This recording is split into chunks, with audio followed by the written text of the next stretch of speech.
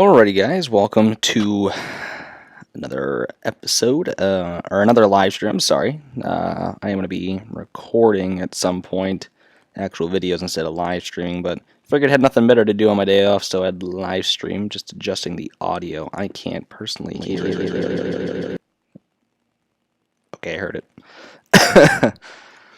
So I am taking you into Trainz to show you a lot of the progress I've made on the Hyde subdivision since the last stream.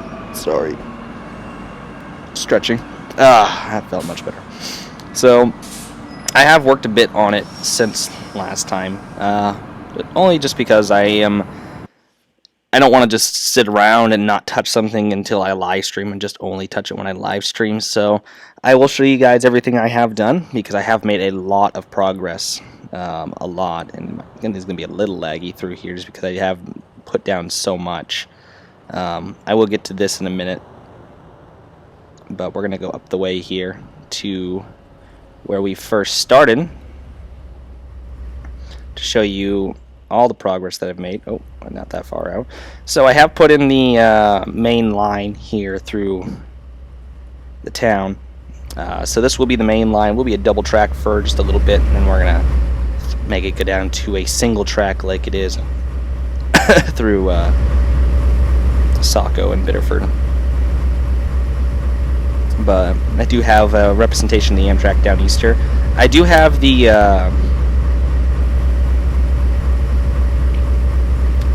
what are they? I do have the Am fleet cars. Unfortunately, I can't get passengers to get onto them.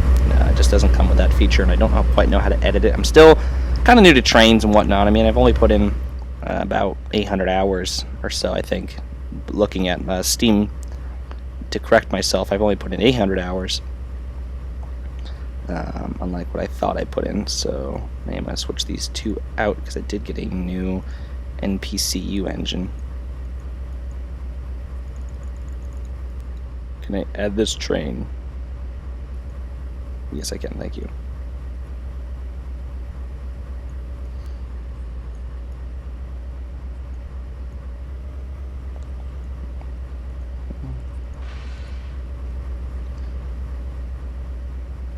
Looks like it's one of the older.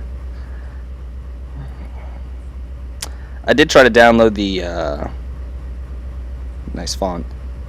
I did try to download the Amtrak Down Easter NPCU, but every time I downloaded it, it corrupts. So it would be nice to see some Amtrak Down Easter content, maybe. So I don't know. I just don't know why I'm not able to get that particular, because I can get any other. I can get any other F40. You know, I have all these F40s here and whatnot, but I cannot get the Amtrak Down Easter for whatever reason. I don't know why. It's just, it baffles me.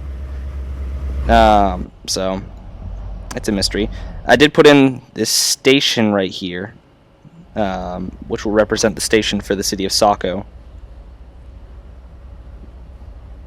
As you can see here, I've already started to put in some of the signs. Custom station, so I had to kind of mess around with it a little bit, but you get the basic idea of what I'm doing here and whatnot.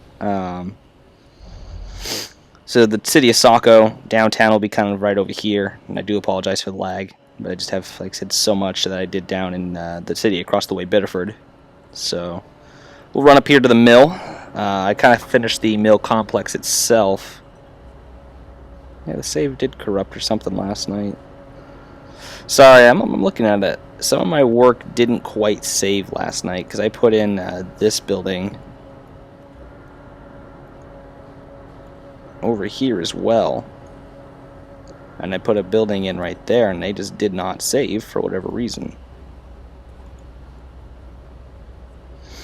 The rail lines that I built saved, but...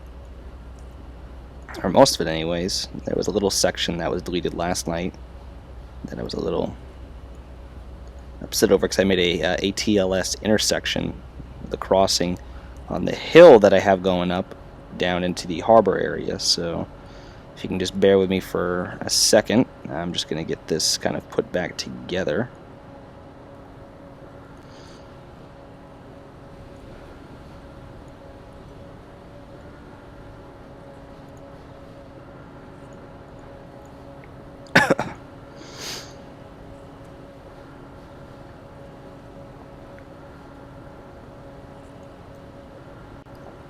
So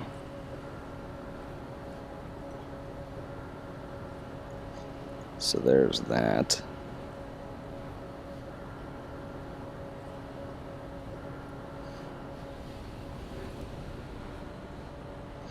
So yeah, basically have the start of the rail over here. This is kind of just a small rail yard. Oh, that's cool. None of my switches saved either that I had all through here, because I named all the switches that were over here. They saved over here, which is nice, but they didn't save over here. So, not happy. So we're going to have to go back through and place those all down again.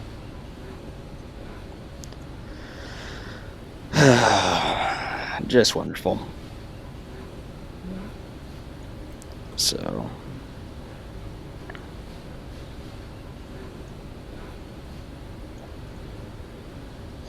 this was the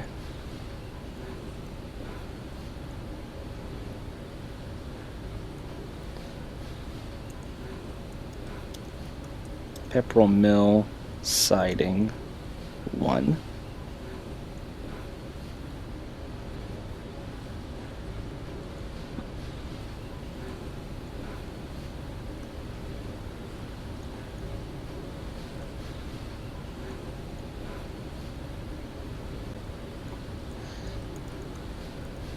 Pepperell Mill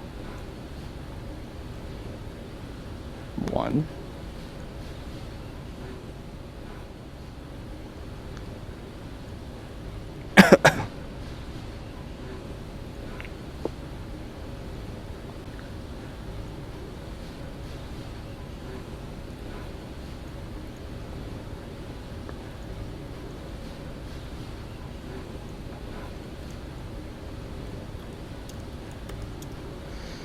Pepperell Mill 2.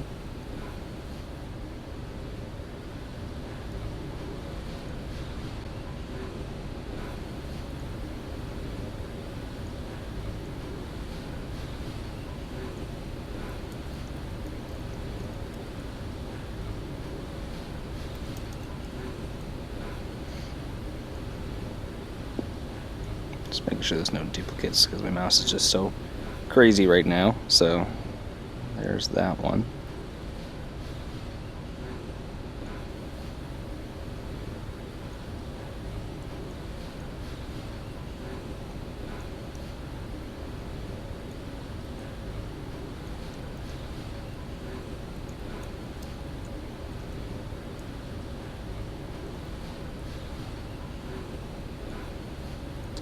So Laconia Mill.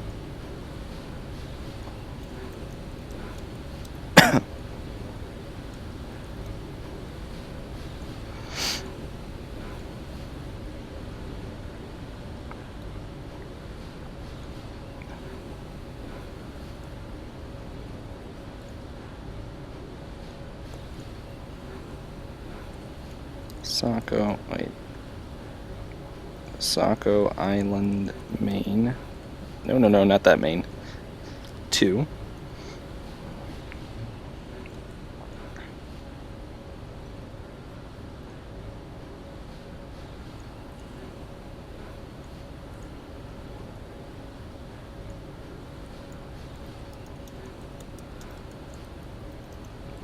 Pepperell Mill siding 2.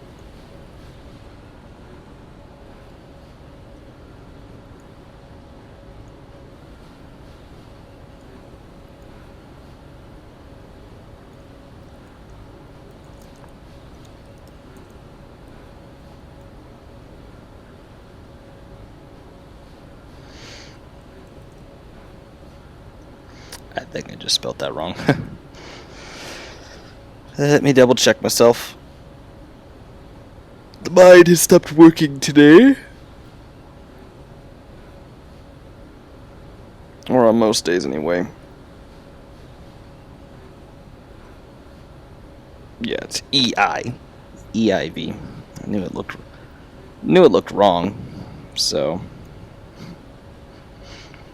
we'll admit I'm not the brightest person in the world, so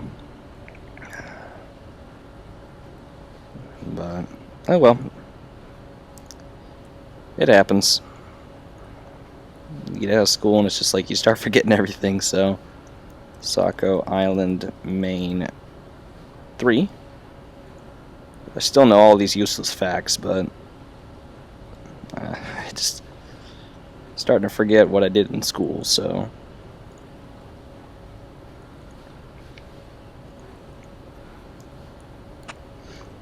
Pepperell Mill... Storage 1, Pepper Mill Storage 1, and the next one will be Pepper Mill Storage 2.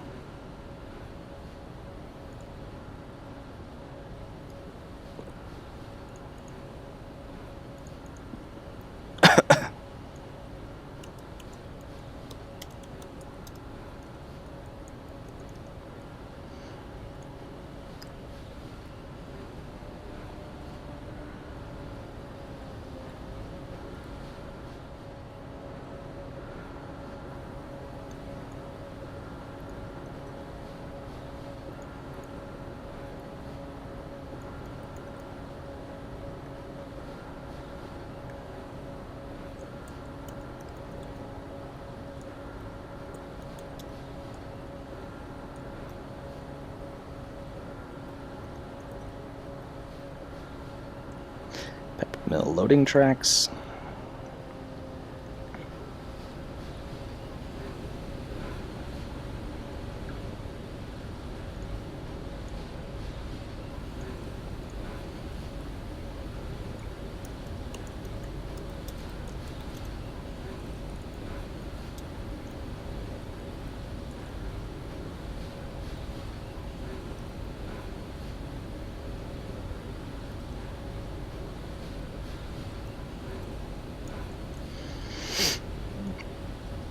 There. So that's pretty much all set to go. I do need to adjust the texture on the ground over here. So I will go ahead and paint real quick.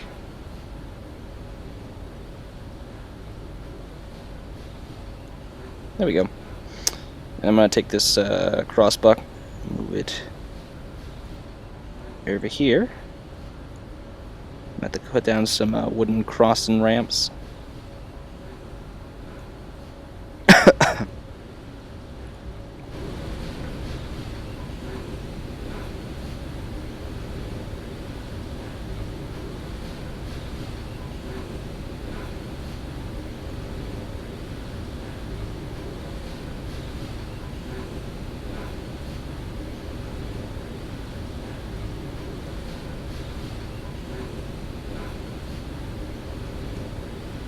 Crossing boards. There we go.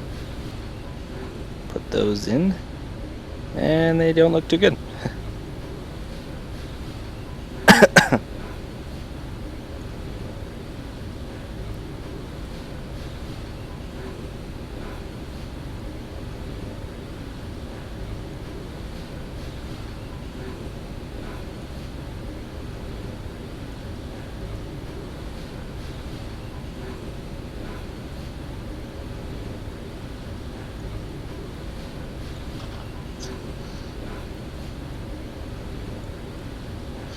How does one move these?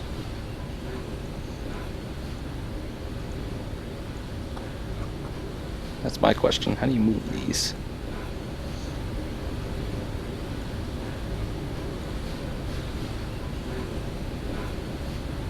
Oh, just did it too.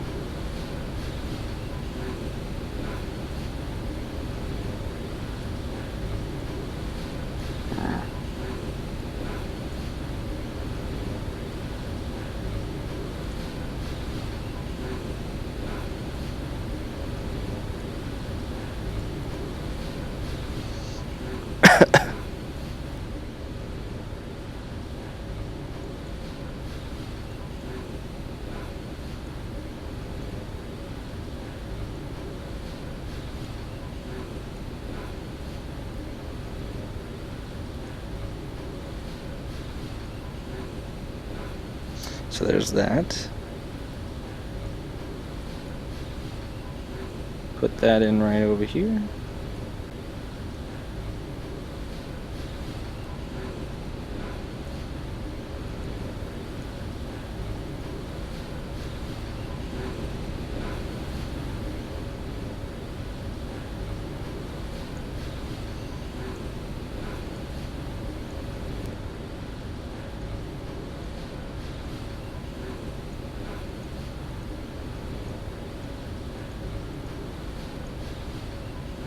Don't go back.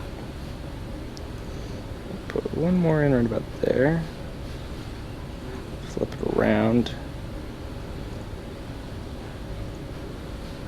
There. And then we'll roll over to here. This one should be pretty easy, so I can probably go ahead and just put the crossboards in. Yeah, just because the track's a little straighter. So, just with the curve, it just makes it a little difficult, so.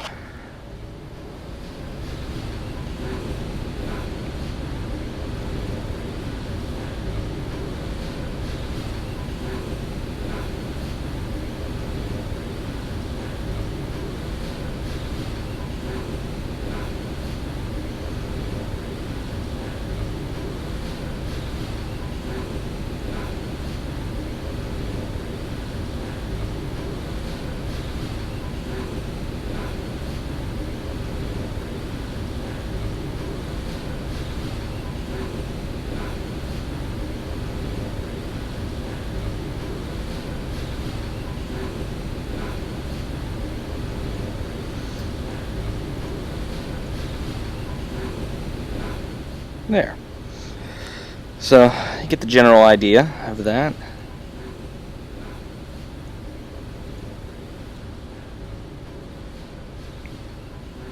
Sorry if you can hear that. That is my stomach. It's growling. Not sure why. I just ate.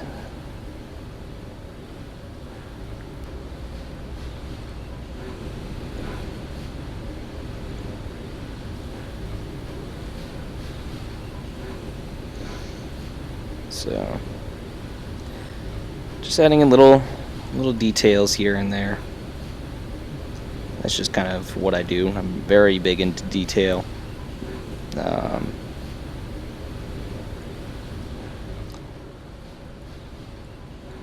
I did download a fair amount of content last night for the sim.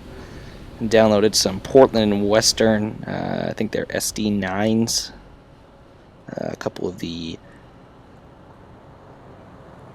high noses, and then yeah, see, look, my switches are gone. So I just switch here, and that's still there, and the switch up here is there, but a bunch of my other switches have disappeared.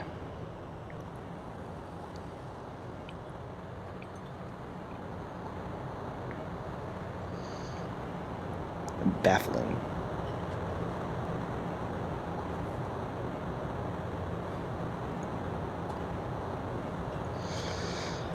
But before I get too sidetracked, I did, like I said, download a bunch of content last night. Let's scroll down to it.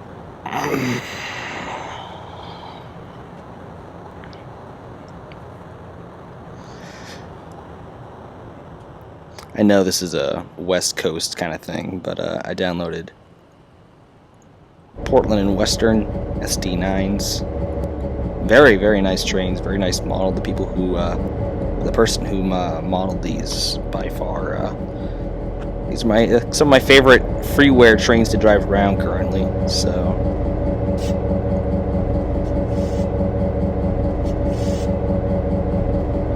but downloaded those. I'm gonna use those in the layout. I mean, I know it says Portland. I know it's Portland and Western and stuff like that, but I mean, Portland, Maine. You know, I could just kind of use it for that purpose. But I know that's a Oregon-based rail line. I also downloaded.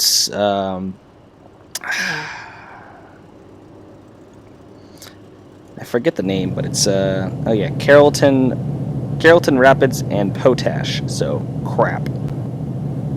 I guess this is a Canadian rail line and whatnot. Downloaded it because, you know, figure we are close to Canada and whatnot, or I don't know where they operate out of. I think they're out of Canada. I'm almost pretty sure. But correct me if I'm wrong. Downloaded a bunch of their stuff. Figure they could come down in here and use them because don't have a whole lot of Guildford content, which is what the rail, which is Maine Central, or it was Maine Central, but Guildford looks a bit like. If I can find it, I think it's down a little further. Right here. That is Guildford.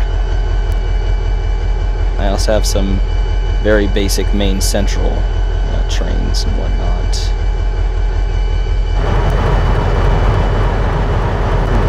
They're just, I mean, they're okay. They're just not that, what's the word I'm looking for? I don't know, but you got these two, but it's just, they're not, there's really no detail put into them, which is annoying. And then Guildford has since become Pan American Railways, and the only Pan Am train I have is this one.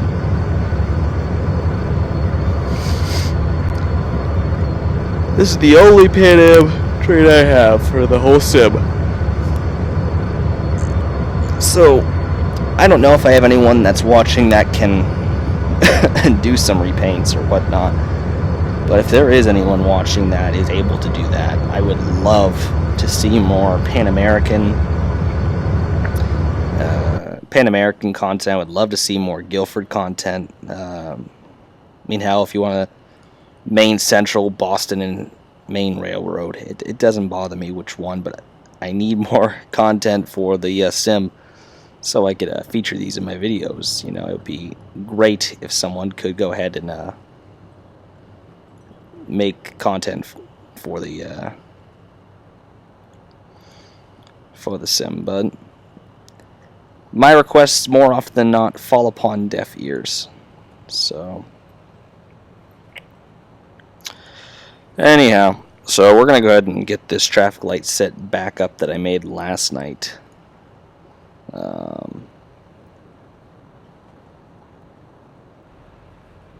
I had this pretty much all set up and fully functioning too, and it was working really well. But it just didn't want to save for whatever reason, so I'll also get the traffic stoppers in.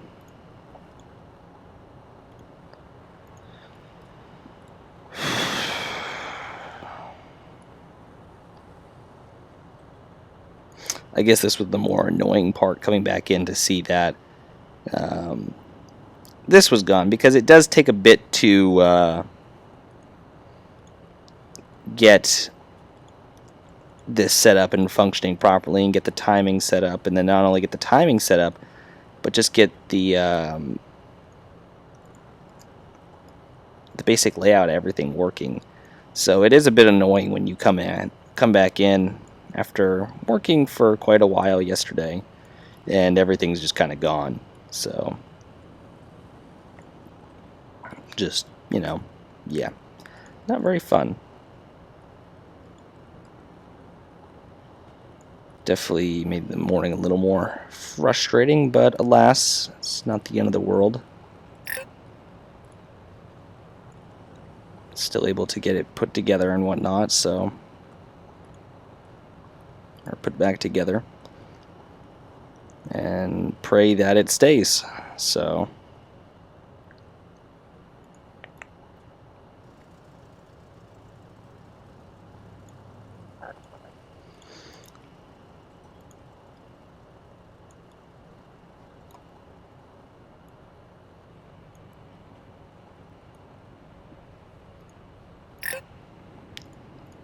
oh, come on.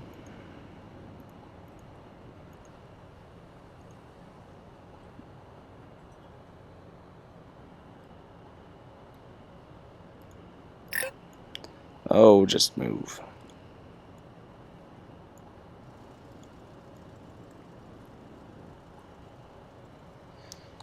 So take this tedious task.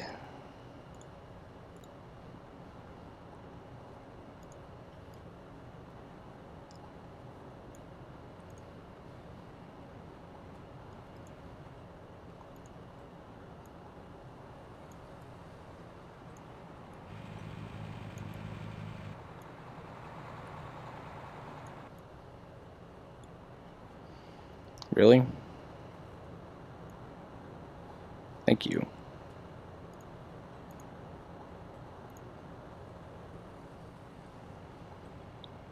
So I need to move this over slightly.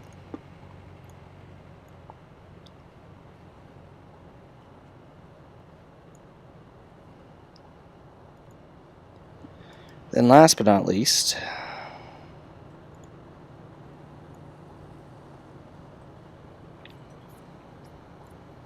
this one.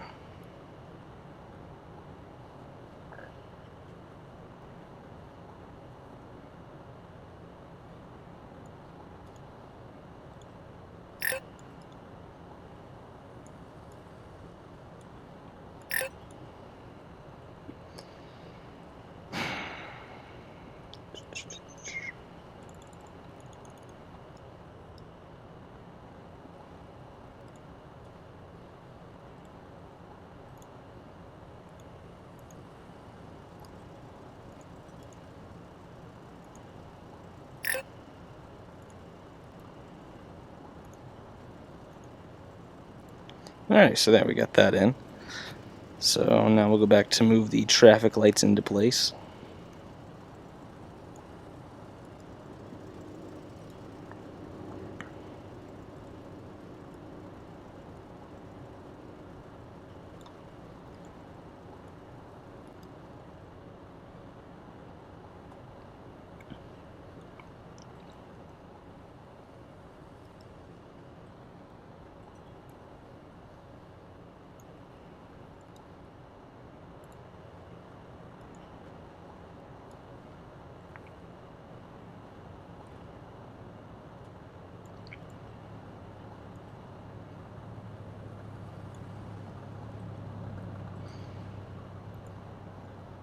Alright, so now we can start to kind of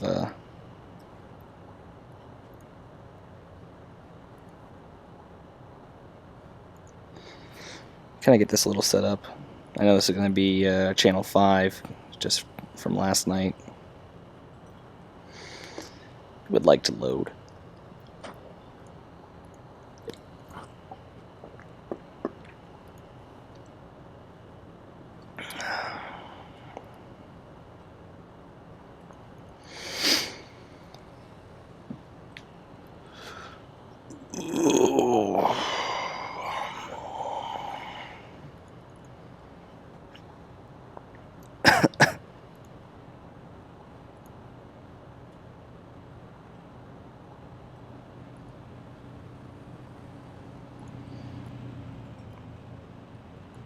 And then I have to go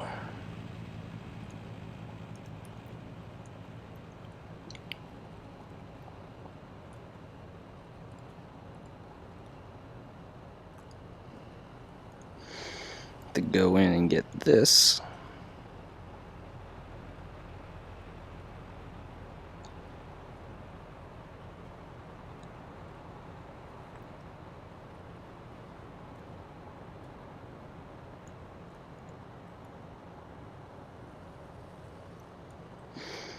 Then go back up to TLS.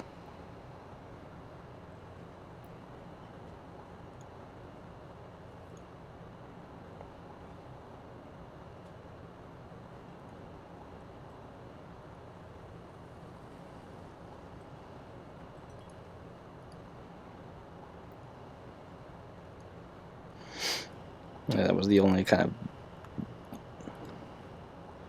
dark one I had.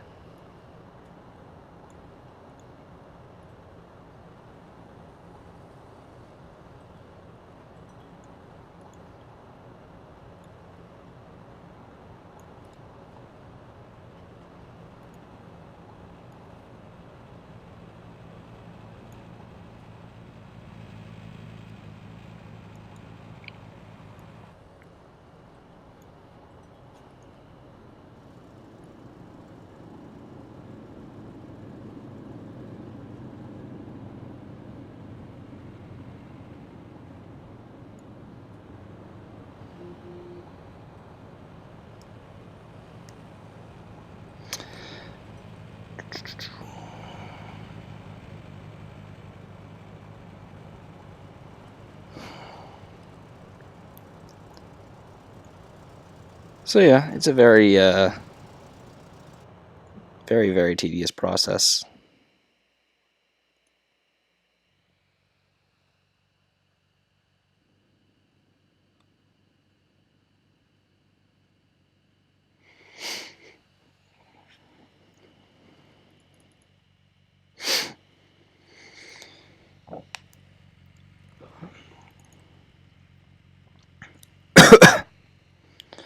So before I get all these traffic lights set up to what they need to be, I will go into here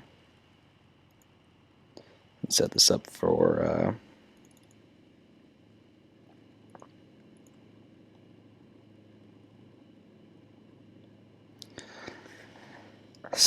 what I had last night. I think it was about, I'd say maybe 5 or so phases, but we'll just give it that for the moment. So this will be the first traffic light to go. So route 1. So route 2 is that side. Then route 3 will go. Then yeah, they'll get their protected left turn. Then route 5 will go. Now on the 8th, now when the train comes to the crossing, I don't want to have always stop, and I think that was something I did mess up down at the bottom of the hill. Actually, no, because the train does make a right turn and goes across the road, so that was something I did all right. So, Route 1, which is this way, and Route 3, which is this way, they will get to continue to go when the train is coming through. But they will not have the protected left turn signals. So, and Route 6, I believe, is just the, I think you need to have an extra one. An extra route for just the train phase. So that'll keep that there. So, and I still have an extra traffic light. So that is set up for Route 5. That's good. That is set up for nothing.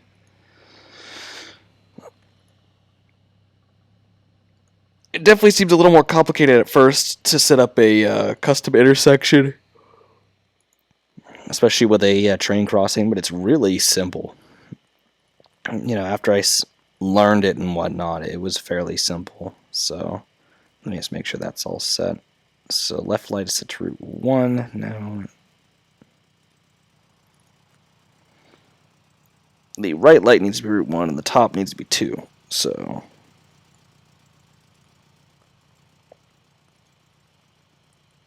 yeah. So and this one will be 3 and then 4.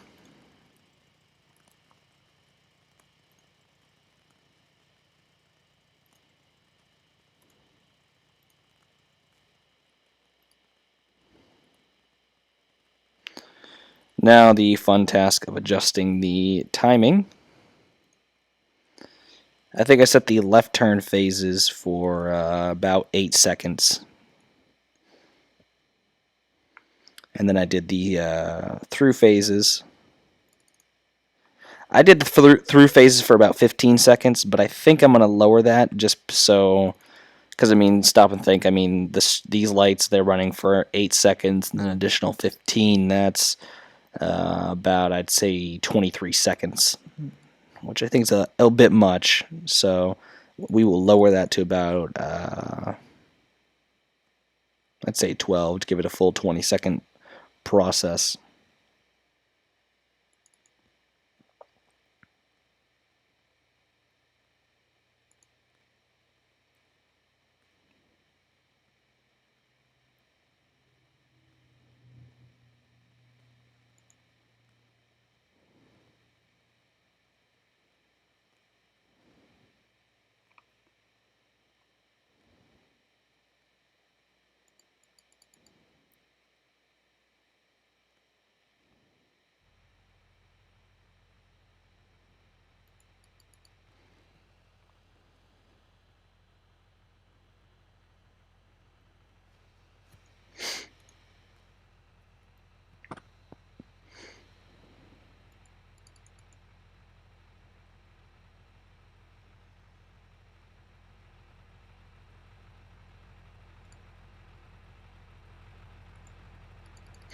And then this road will get a 15-second.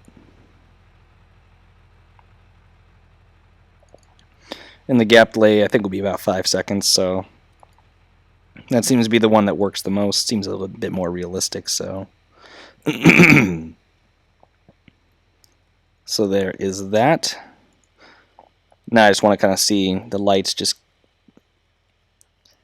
do their thing real quick. You can just kind of watch them. Of course, and then the traffic's going to stop right now because I got to hook that feature up too. But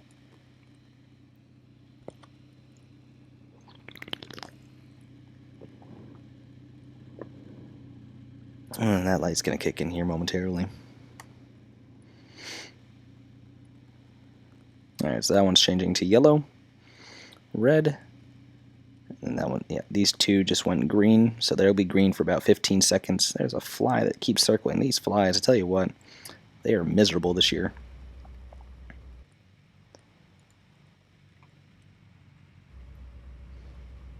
Alright, so these two are now turning yellow, back to red, and then these two lights are going to go green.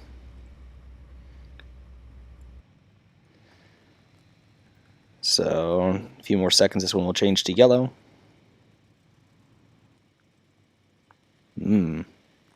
I think I messed up real quick there. Route 4. There we go.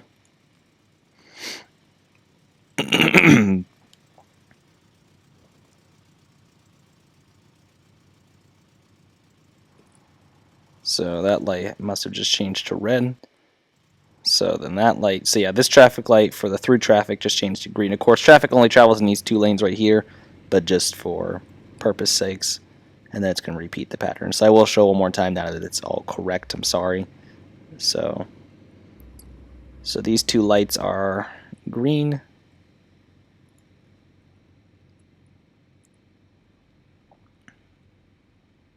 Now they're changing to red. These two lights will go green. This light remains red. That left turn signal will now turn yellow. Then this way we'll get to go. So for another 12, or I'd say 10 seconds at this point, these two lights will remain green and traffic gets to go through. Then that light will change to yellow. Once it turns red, this will get the protected left turn for about 8 seconds. Then it will turn yellow, and then it will repeat the process. And that is a full traffic cycle.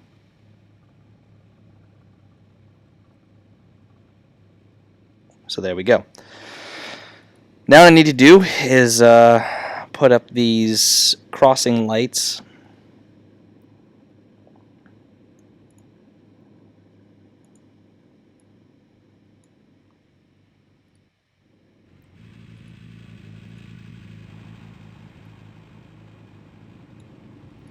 No, no, no.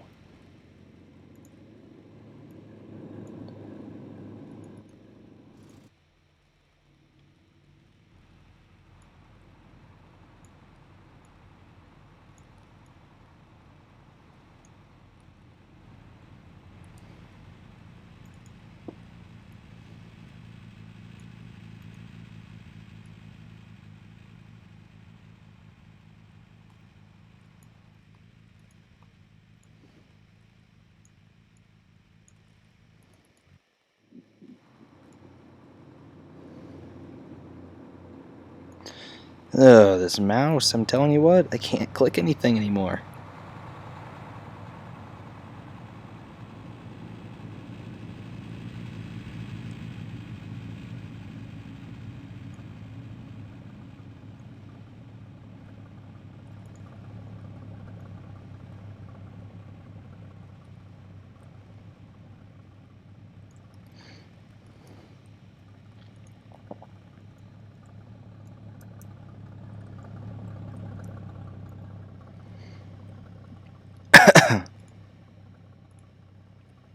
No, I didn't want to put another one in. I know somewhere down here I have a crossbuck. There it is.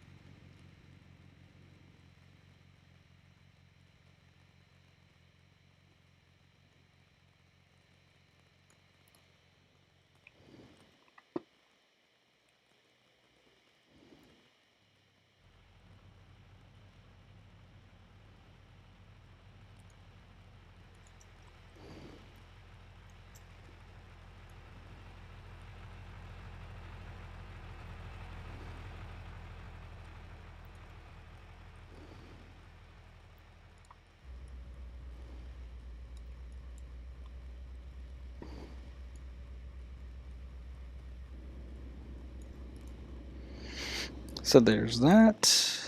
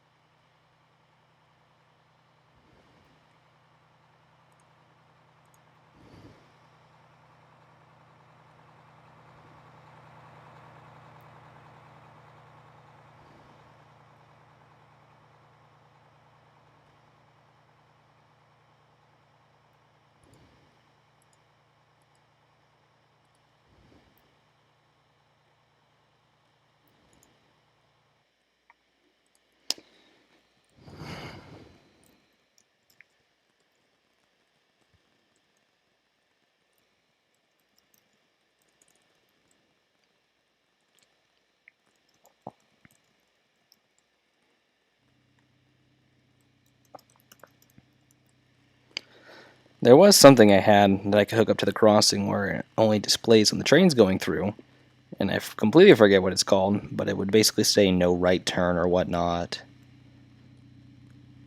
Train approaching, and I forget entirely where that is.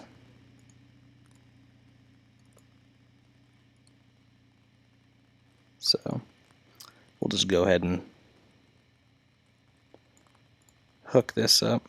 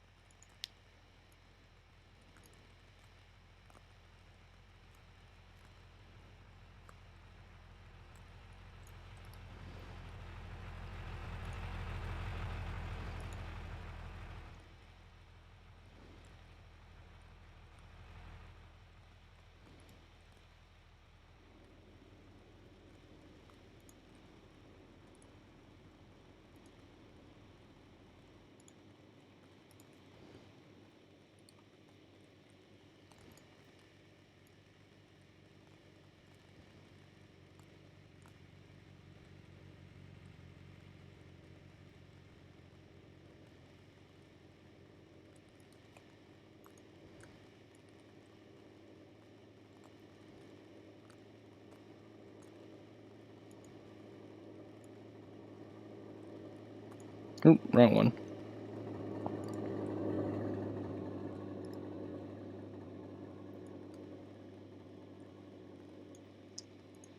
Nope.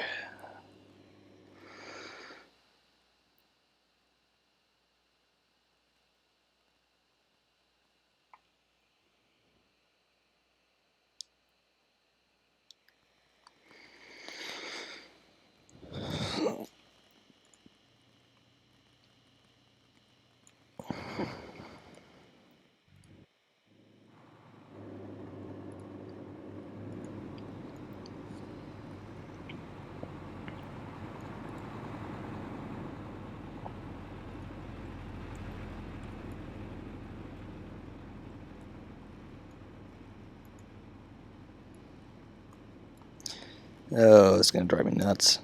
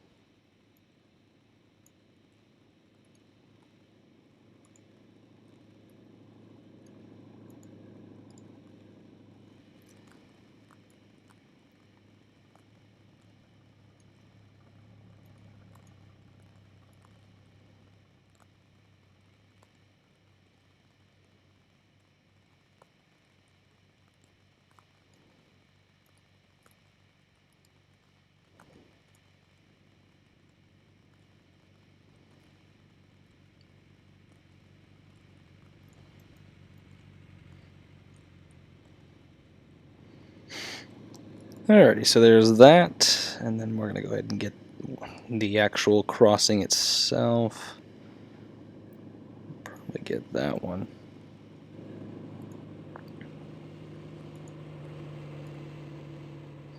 I do need one with the bell. Since this is the side closest to the tracks, this will be the one that has the bell on it. So actually I'll put it right about here. Adjust it.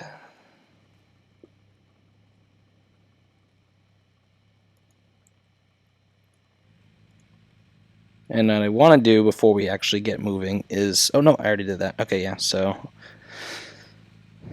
that'll be the routes that keep going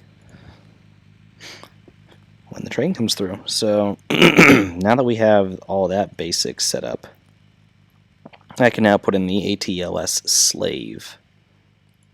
So I will need to set one up for route 1,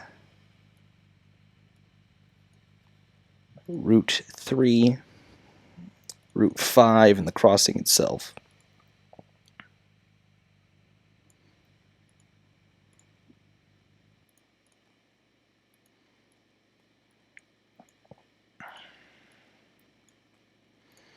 So this one will be for the crossing itself. So I will go ahead and adjust these accordingly. So set to channel 5, route 1, channel 5, route 3,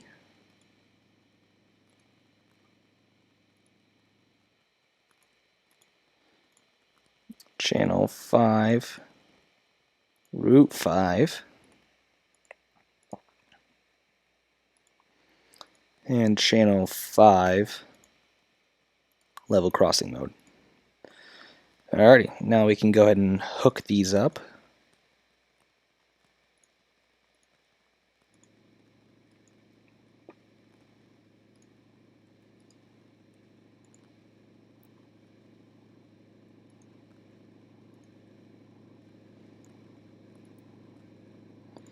This one is for route 1.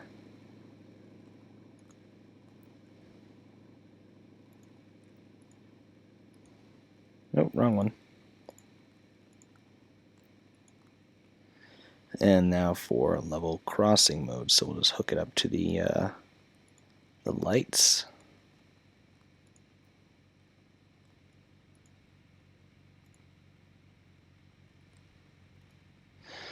And now lastly, I need to go in and set up the triggers.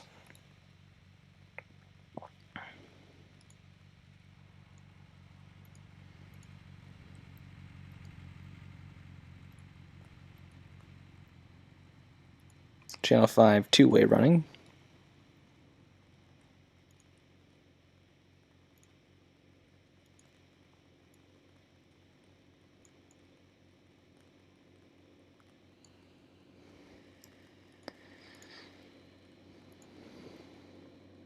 Then I'll go in and test this out with the train.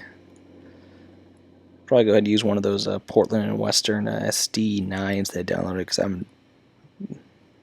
they're just so awesome.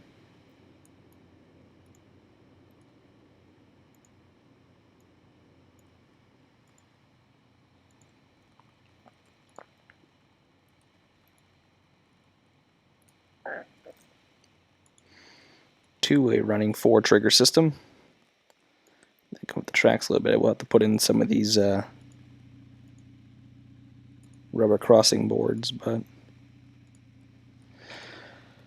alrighty. And one thing before I go down and check, I do want to make sure that the triggers down here are still set up to the proper crossing, which seems they are. Oh, and I did want to put back the switch over here while I'm thinking of it, just before I go off and forget.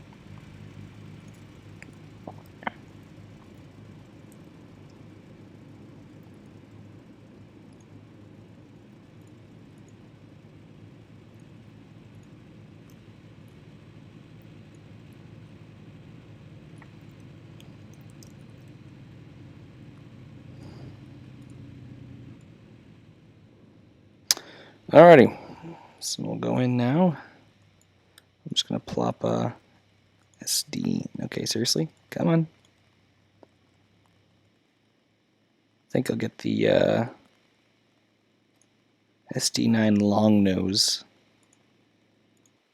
and we'll use him real quick.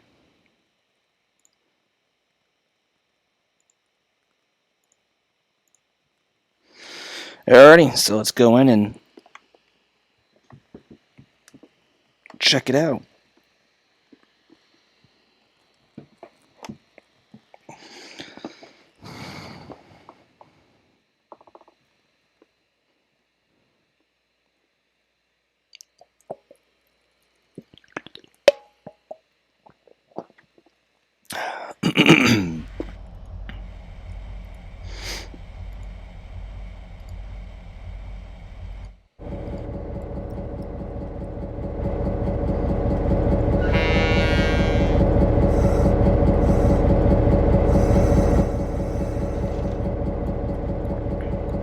Very, very detailed.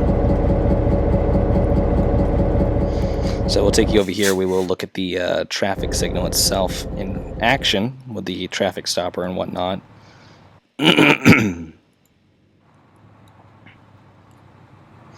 So as you see, traffic does stop and goes accordingly.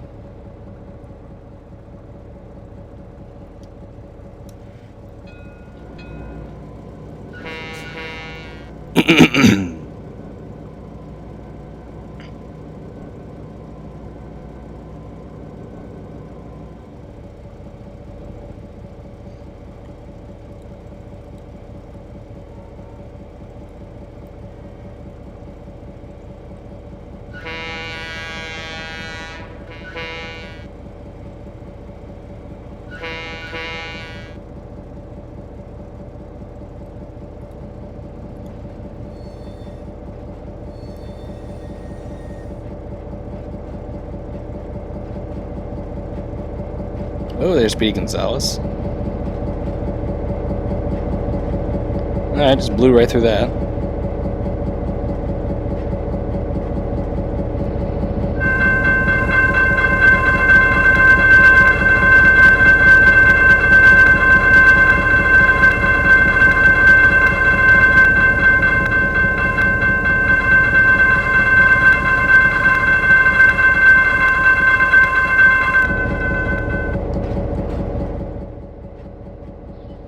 We're going to try this again.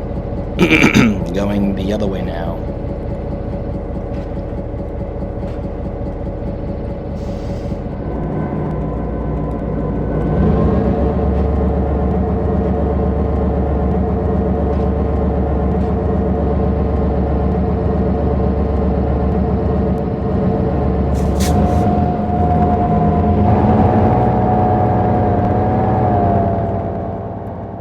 So we'll watch this again from this angle.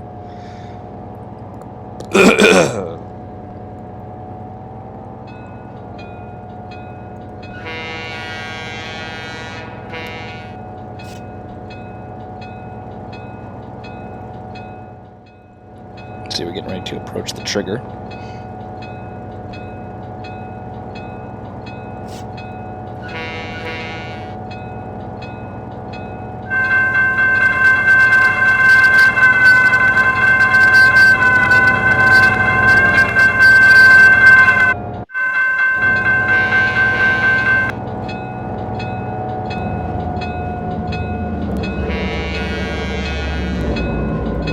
And of course, these two ways get to be green.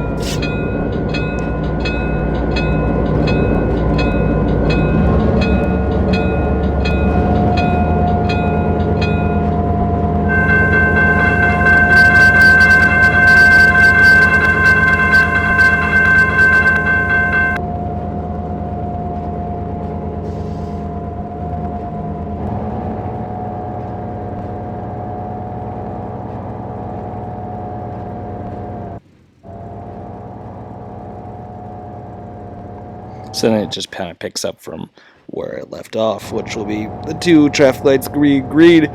This way we'll get their left turn, and then these ways we'll go. What I wish I could do is after the train goes through, the avenue lights turn red, then the crossroads get to go. But unfortunately, I just don't think I have the capabilities of it being able to do that. But I am going to park the train real quick.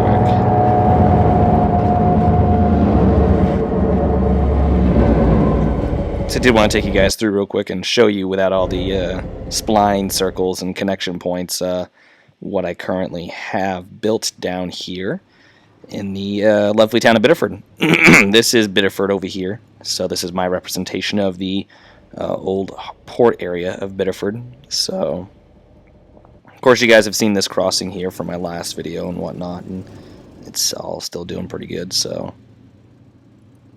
but so this road's gotten pretty fairly busy with all the traffic that comes off of it now. But I've built up onto the hill, put some of the residential houses up here. I know they're kind of all the same, but it's just basic, brick houses. Mostly for all the mill workers, nothing fancy. I did put a tenement building up here because you do find a lot of these in Biddeford. This is the only one on the download station, but I mean, hey, if I can place them pretty sporadically throughout the layout and make it good. But I mean, these are some pretty homes and stuff like that. Some older looking homes, so you kind of definitely get the feel that this is an old town. I did put these buildings down here because they just, they looked like they just looked like they belong. Just these kind of little grungy looking buildings and whatnot. And then I put this row apartments right there, and a bunch of warehouses just kind of down here by the harbor. I think my favorite thing to watch right now is the trains at this crossing, just because it comes kind of down this little alley and sitting, I'd say right about here. I usually sit right at here when I watch them.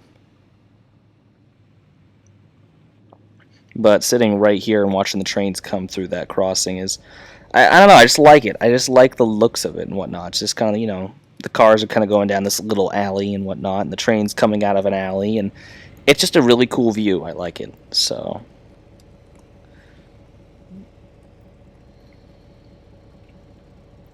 but this is just a lot of, I think I spent a good hour and a half just placing buildings, and definitely took me some time. And this is another cool crossing. I kind of set up this traffic light right here, so the train has to wait, or the train will pull up to the crossing with the traffic light being red.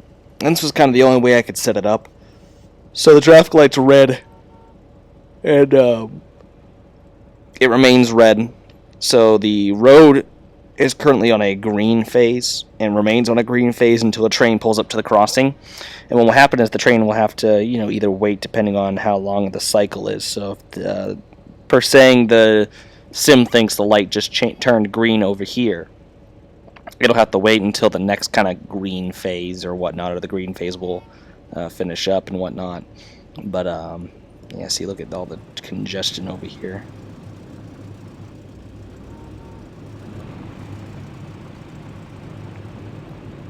I might have to lengthen these because all that traffic.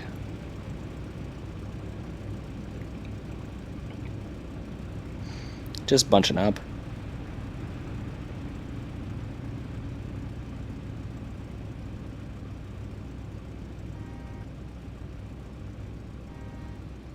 Sad thing is the train hasn't even come through.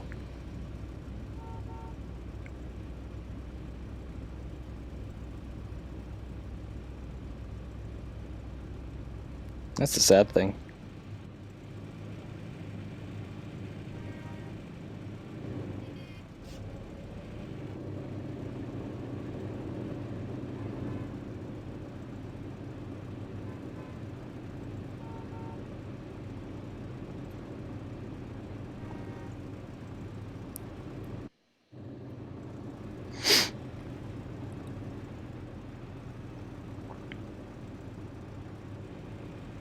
There we go, it's sorting itself out.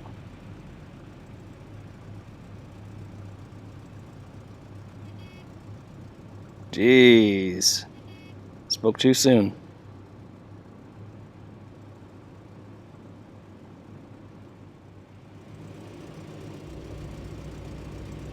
Passing on a hill, that's always good.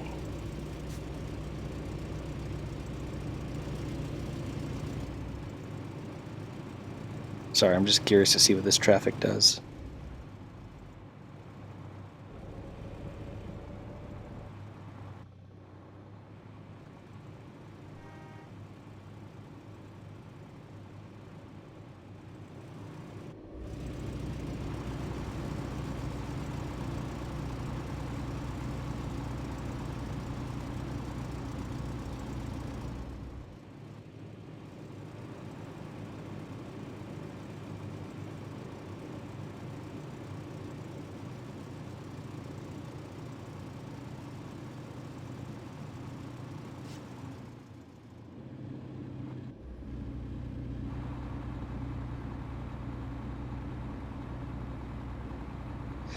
Well, traffic kind of figured itself out, but yeah, lots of traffic, high traffic volume down these roads right here. But I kind of got the basic road layout for the kind of hill area, and it's very hard to get a decent looking layout on these hills because I'm still kind of, like I said, learning trains and learning everything and trying to figure out how things should look and how the terraforming goes. And I had a wharf over here, and that is gone. So thinking last night just didn't quite save up, and I am missing train. No, there it is. Okay, I'm not missing train tracks.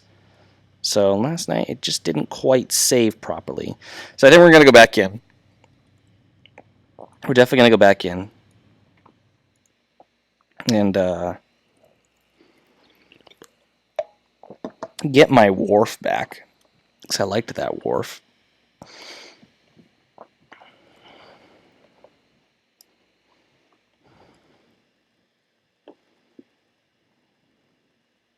So we're gonna go this way. Swing.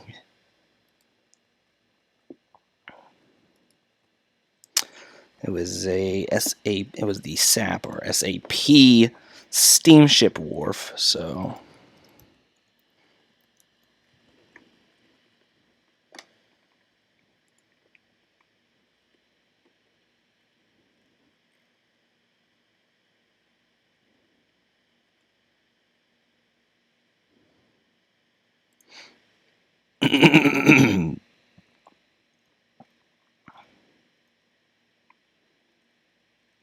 let's see.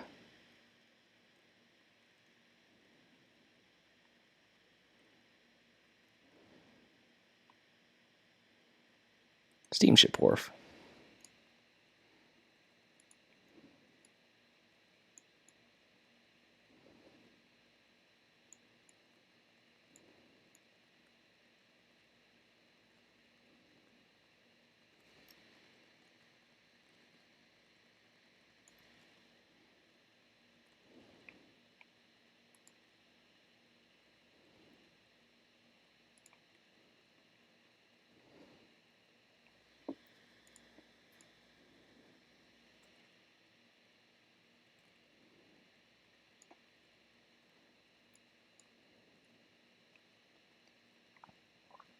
Oh yeah, and I can't really connect up this bridge over here without tracks appearing in this invisible, whatever you want to call that. I don't know what to call it, but so if I connect this track to there, tracks will appear there even when the bridge is open. So what I decided to do was make this kind of like a older, decommissioned swing bridge. So instead of taking it down, because I mean it'd be a lot of work to take that down, I guess. So they just left it open. So so in my mind, they had this kind of peninsula that came out into the water that led to this bridge. So instead of just kind of having abandoned track appear on the peninsula, what I decided to do was put all these freight cars and make a small little storage yard. So what this is called is the Lower Saco River storage tracks, because this is technically the Lower Saco River.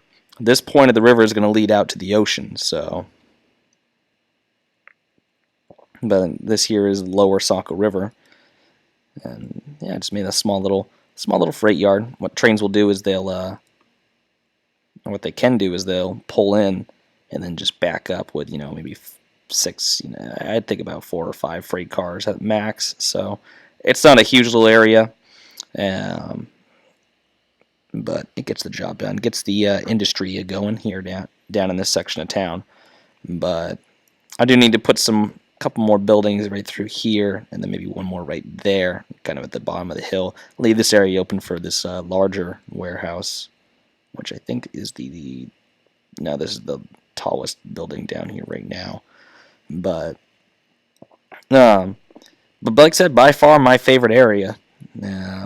I did get some texturing done. I did make some kind of waterfalls down there, but you saw that last time. Did get some texturing done up here on the island, and I think it turned out rather well. More rocky, kind of cliffy-ish, especially right down through here. Made a little power substation for the dam. Got to put some trees in later on, but for now, this'll do. So, what I did want to do today, now that I'm kind of getting sidetracked and more into the playing aspect of everything, is get this siding hooked up to the main line.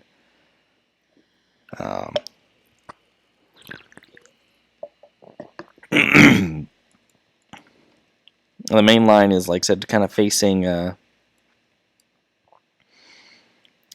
very sharp angle this way.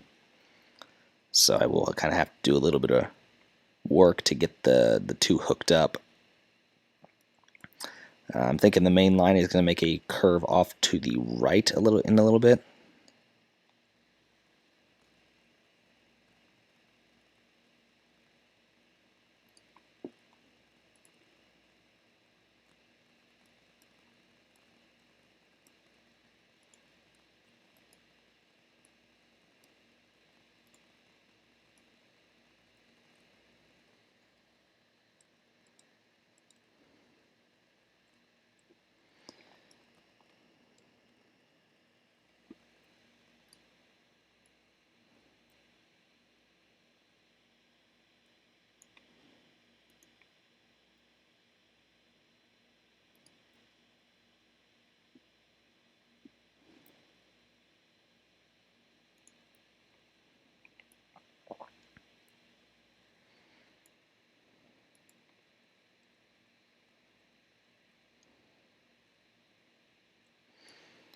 So there's that.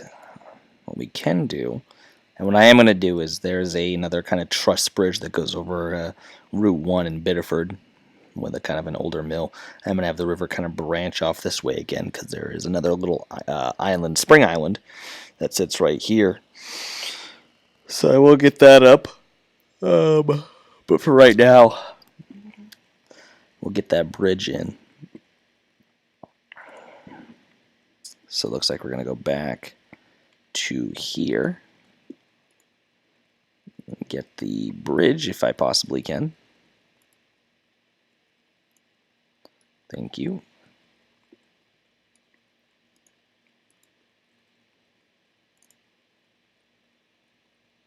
Oh yeah, okay.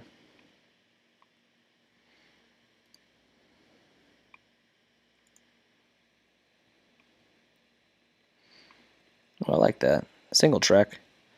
Well, that's good to know, just in case I ever need to make a single track.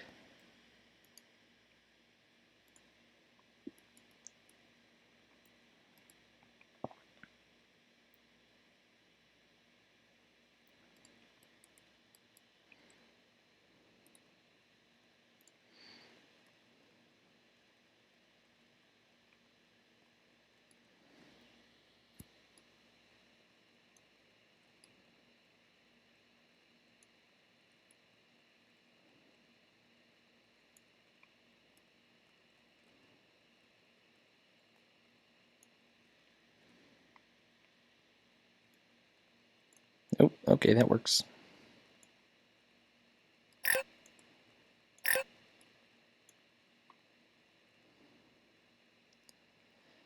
It's probably that train causing the issue. Yep. Move it over there. There we go.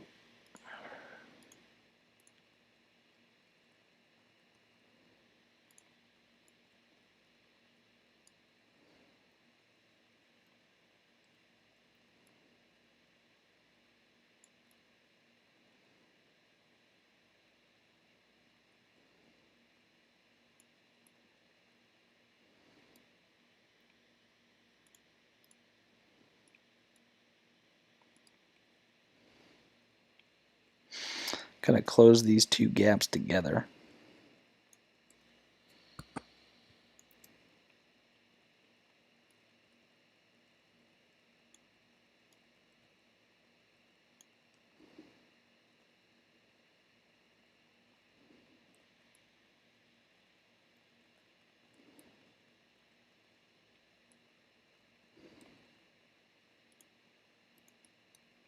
Nope, wrong one. Get the track again.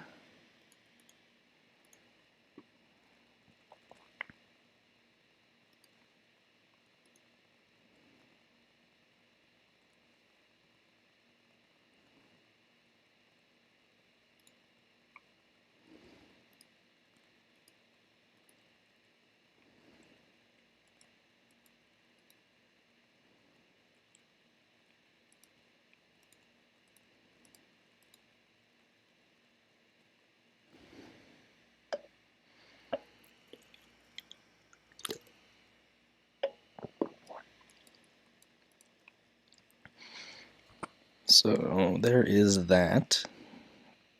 And if we drag the siding, we can drag that. Oh boy. Now, one thing's for sure.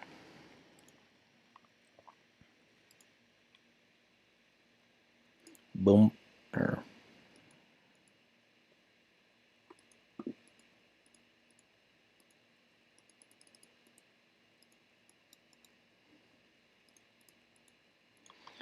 Do that again.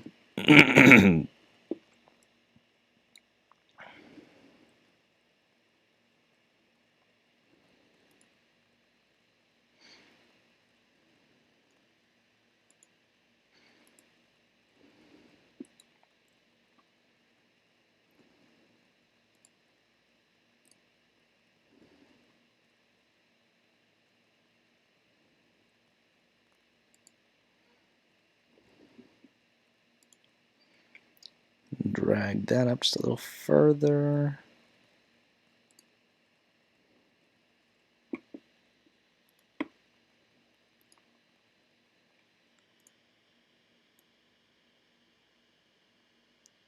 So maybe right about there.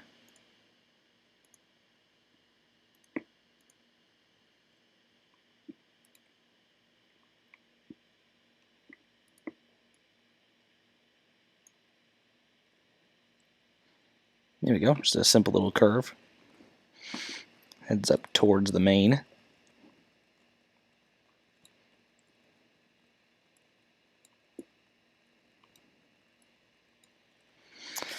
This one's probably also going to have to jog over Route 1 here. So we'll go ahead and get that road a bridge, or get that track a bridge. The track's going to be kind of raised up a little bit, so we are going to go ahead and terraform just so I can get a better idea of what I want to do. So use height, or I'm sorry, get height. So these tracks will be up on an embankment for now. What we will do is come under the bridge.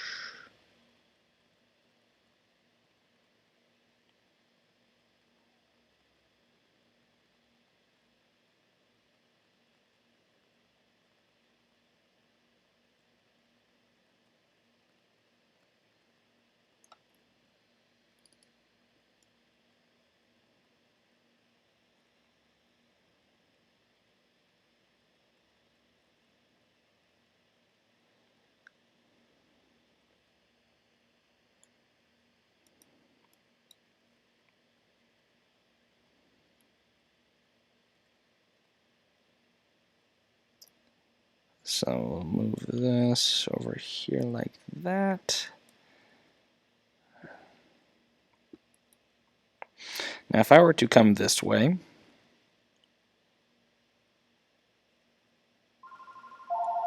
I'm sorry, that is the phone.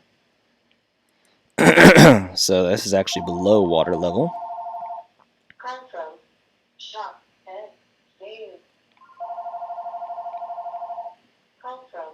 Shop and save. Why are they calling us? I don't want to save anything. No. Go away.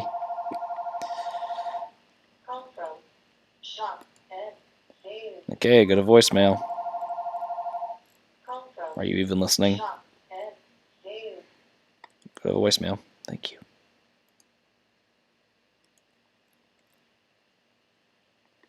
Oh, don't even leave a voicemail. That's cool. That's cool. It's cool. It's cool. So, I like it when people don't leave voicemails. See, here's the thing. There's something that gets me. If you're gonna call me on my house phone, or mostly my cell phone, this is where it bothers me most. If you're gonna call me on my cell phone and I don't answer for whatever reason, or if it's a number, mostly if it's a number I don't recognize. If you call me, the least you could do is leave me a voicemail. Because if I don't answer for whatever reason, and like I said, if it's a number I don't recognize, and if you just keep calling and calling and calling and calling and calling, well, guess what? I'm still not going to answer. Because why should I be bothered to answer my phone when you clearly cannot be bothered to leave me a voicemail to let me know who you are? And then, I know the simple solution is to maybe answer the phone to find out, but maybe I don't want to talk to you. Maybe I don't know who you are, and I'm not just going to pick up the phone to just some random number, even if even it's my mom. I'm just not going to pick up the phone to some random number because I don't know who it is. I don't want to talk to you if I don't know you. Unless I don't know. Wouldn't even really be a good exception for that. If I don't know you, I really kind of don't really want to talk to you. So at least you could do is if you call my phone, is leave a voicemail. So you'd be like, hey, this is, so and so. I got a new phone, whatnot. Give me a call back when you can, or what, and just whatever. If it's a friend of mine, and they leave a voicemail saying like, hey, it's me. I got a new phone and whatnot, a new number. This is my number. Call me when you can. I want to talk to you, and yeah, I'll call you. Or even if I don't want to talk to you, leave me a voicemail, because there is this number that's been calling me.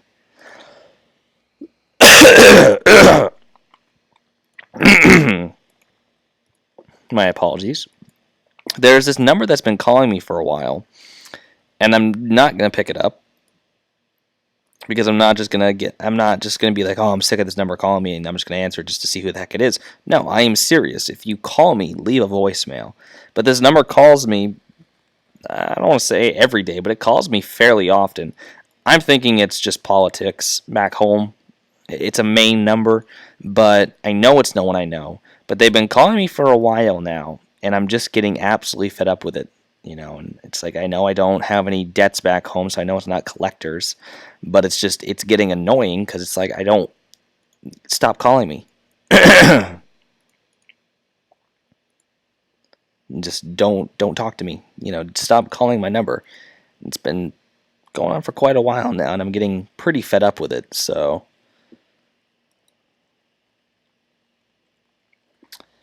I'm also trying to find a road with painted lines and having sidewalks. I might just go ahead and use this road.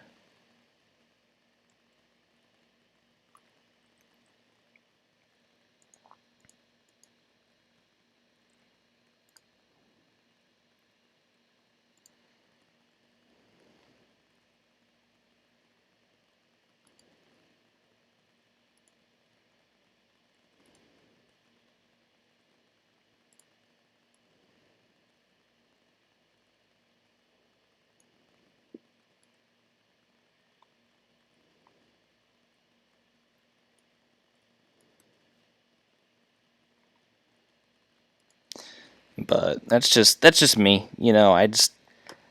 I would just appreciate it that when people call my phone, they at least had the decency to leave a voicemail. And then if they leave a voicemail, I can check who it is, and if I really want to talk to you, I'll call back. But the way it goes, well, really don't. Plus, no one, I don't really have anyone to talk to. I have my girlfriend who I see every day and whatnot, and I talk to her because I love her. And I see her every day, but I don't have to talk to her on the phone. If she calls me, I'm sure as hell gonna answer, even if she doesn't.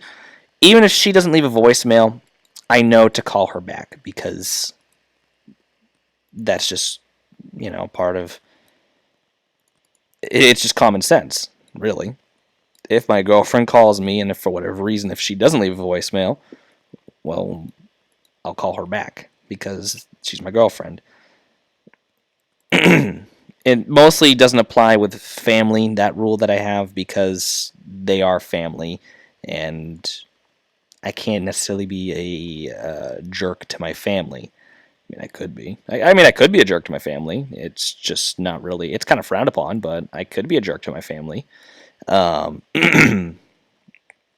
that being said, if family members call, I know to answer because they're family. That's just what you do.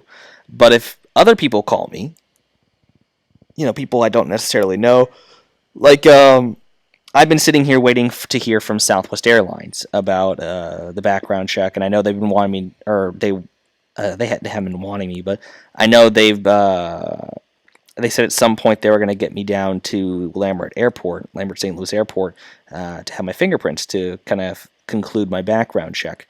I've been sitting here waiting to hear from them and stuff like that, and today I get a call from a Ladue, Missouri number. Now, the only people I know in Missouri are my girlfriend's family. Those are the only people I know over in Missouri, but none of them have I don't think any of them have my phone number, and whatnot. So when I saw the number pop up, I'm like, who the heck from Missouri is calling me and whatnot? And I'm like, okay, well, maybe I should answer it because that could be Southwest, but I will let it go to voicemail for right now, and then I'll find out who it is if they leave a message, and I'll call them back if it's anyone important. I thought about it for a good second, like maybe I should just answer it to find out if it's Southwest, but I opted not to. And lo and behold, I listened to my voicemail, and it was from Southwest. They want me to come down to the airport tomorrow to get my fingerprints taken. So I'm like, oh, well, maybe I should have answered the phone right away. But it's just it's just merely the principle of the fact that if I miss your call, leave a voicemail, and it's applicable to anyone. If you call anyone and you leave a voice, or if you call them and they don't answer, just leave them a damn voicemail. Just leave them a voicemail. That's what it's there for. It's not going to bother them or be a burden for them to go listen to it. I mean, that's what it's there for. I mean, 2 clicks and I'm there. Don't just call someone and not leave a voicemail. But I guess that's kind of my rant for the day. I think I'm allowed at least one. And if I were to go on any other rant today, I guess it would be about employment or employers. I have a side job over at Taco Bell here, near where I live. It's an alright job. It's fast food. It's nothing to gawk over. It's nothing to be like, yeah, I work at Taco Bell, and I enjoy working for them. They seem like a great company and whatnot, and I mean, who doesn't like Taco Bell? If you don't like Taco Bell, you are a spawn of Satan. No, I'm just kidding. You're not a spawn of Satan. You have preferences, and you just choose not to eat fast Mexican food, whatever you want to call that. Anyhow, so when I first, before I got the job, I worked at a little convenience store nearby called Farm Fresh. It's owned by a dairy, and they have probably the best chocolate milk I have ever tasted in my life. Hands down. They sell it in glass bottles. They also sell regular milk in glass bottles. Pretty cool. I didn't know glass bottle milk still existed. When I think of glass bottle milk, I think of like the 50s and whatnot, or just old days. The guy in the suit and the white suit and driving the milk truck, the milk guy and whatnot. That's what I think of when I think of glass bottle milk. I think that's what a lot of us think about when we think of glass bottle milk. But anyhow, um, so this store sold glass bottle milk. It was all right working there. Kind of like Taco Bell. It was nothing to brag about. It was work. They gave me decent. I wouldn't say decent hours there. When they first hired me at this store, I've never heard of a place doing this before. But what they do is they put you on probation period. Now, I've heard of places doing that. You're on probation and whatnot because you're a new employee. But what that also meant was my pay was reduced for that time while I was in probation. So during that time period, instead of making Illinois state minimum, which was about, I'd say, Illinois state minimum, I believe, is $8.25. So instead of making $8.25, I was making $7.75, $7.50. I've never heard of a place doing that before, but I really needed that job because at the time I was very desperate for a job. It was one of the only jobs to get back to me about working, and I just needed to take it so I could continue to live here in Illinois because I had to pay my girlfriend's parents' rent, and I had to pay my car insurance. And I was pretty much out of cash by the time I got the job, so I needed that job badly, very badly. But the whole probation pay it seemed kind of, I guess you could say, sketchy, more or less. It just didn't seem right. But like I said, needed the job, so I continued to work. So I worked out, I'd say, about maybe I'd say a 29-hour week, which, again, nothing to brag about. It was very, very slow. Considering at my previous job working at Wendy's, I was averaging 47-hour weeks for $8 an hour. And the pay was great for working 47 hours a week, and after taxes and everything, I was bringing home great money. But not the point. So, like I said, after working at Wendy's and then going to this convenience store, working only 29 hours a week was an extreme change. It was very extreme. I did not like it. I missed working and being busy a lot, and that's just kind of what made the pay more worth it, was being busy and staying busy and working so much, and then when you get that nice paycheck, it's all the more worth it. That's just me anyways. I just enjoyed putting in all those hours. I mean, did I complain? Yes, I did, because I was very, very sore. I have I guess what they call plantar fascia. It's just something wrong with the kind of like a cushion in my foot that's just, it doesn't cushion my step enough or something like that. I forget the basic explanation of it, but my feet get pretty sore pretty quick, and they were, I just don't have the same cushion as some people do in their foot. But so anyways, the pay just seemed weird to me, but I figured, okay, well, when they're gonna bump my pay up and whatnot, and everything will kind of get a little better, I guess. I guess what they were doing was they didn't want to give me the hours. Sorry, that cold I had. I wouldn't say I'm still getting over it, but I just still have a lot of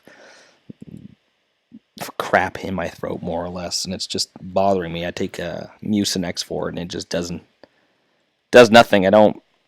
I'm still congested, more or less, but enough of the gross talk. But anyhow, so I figured,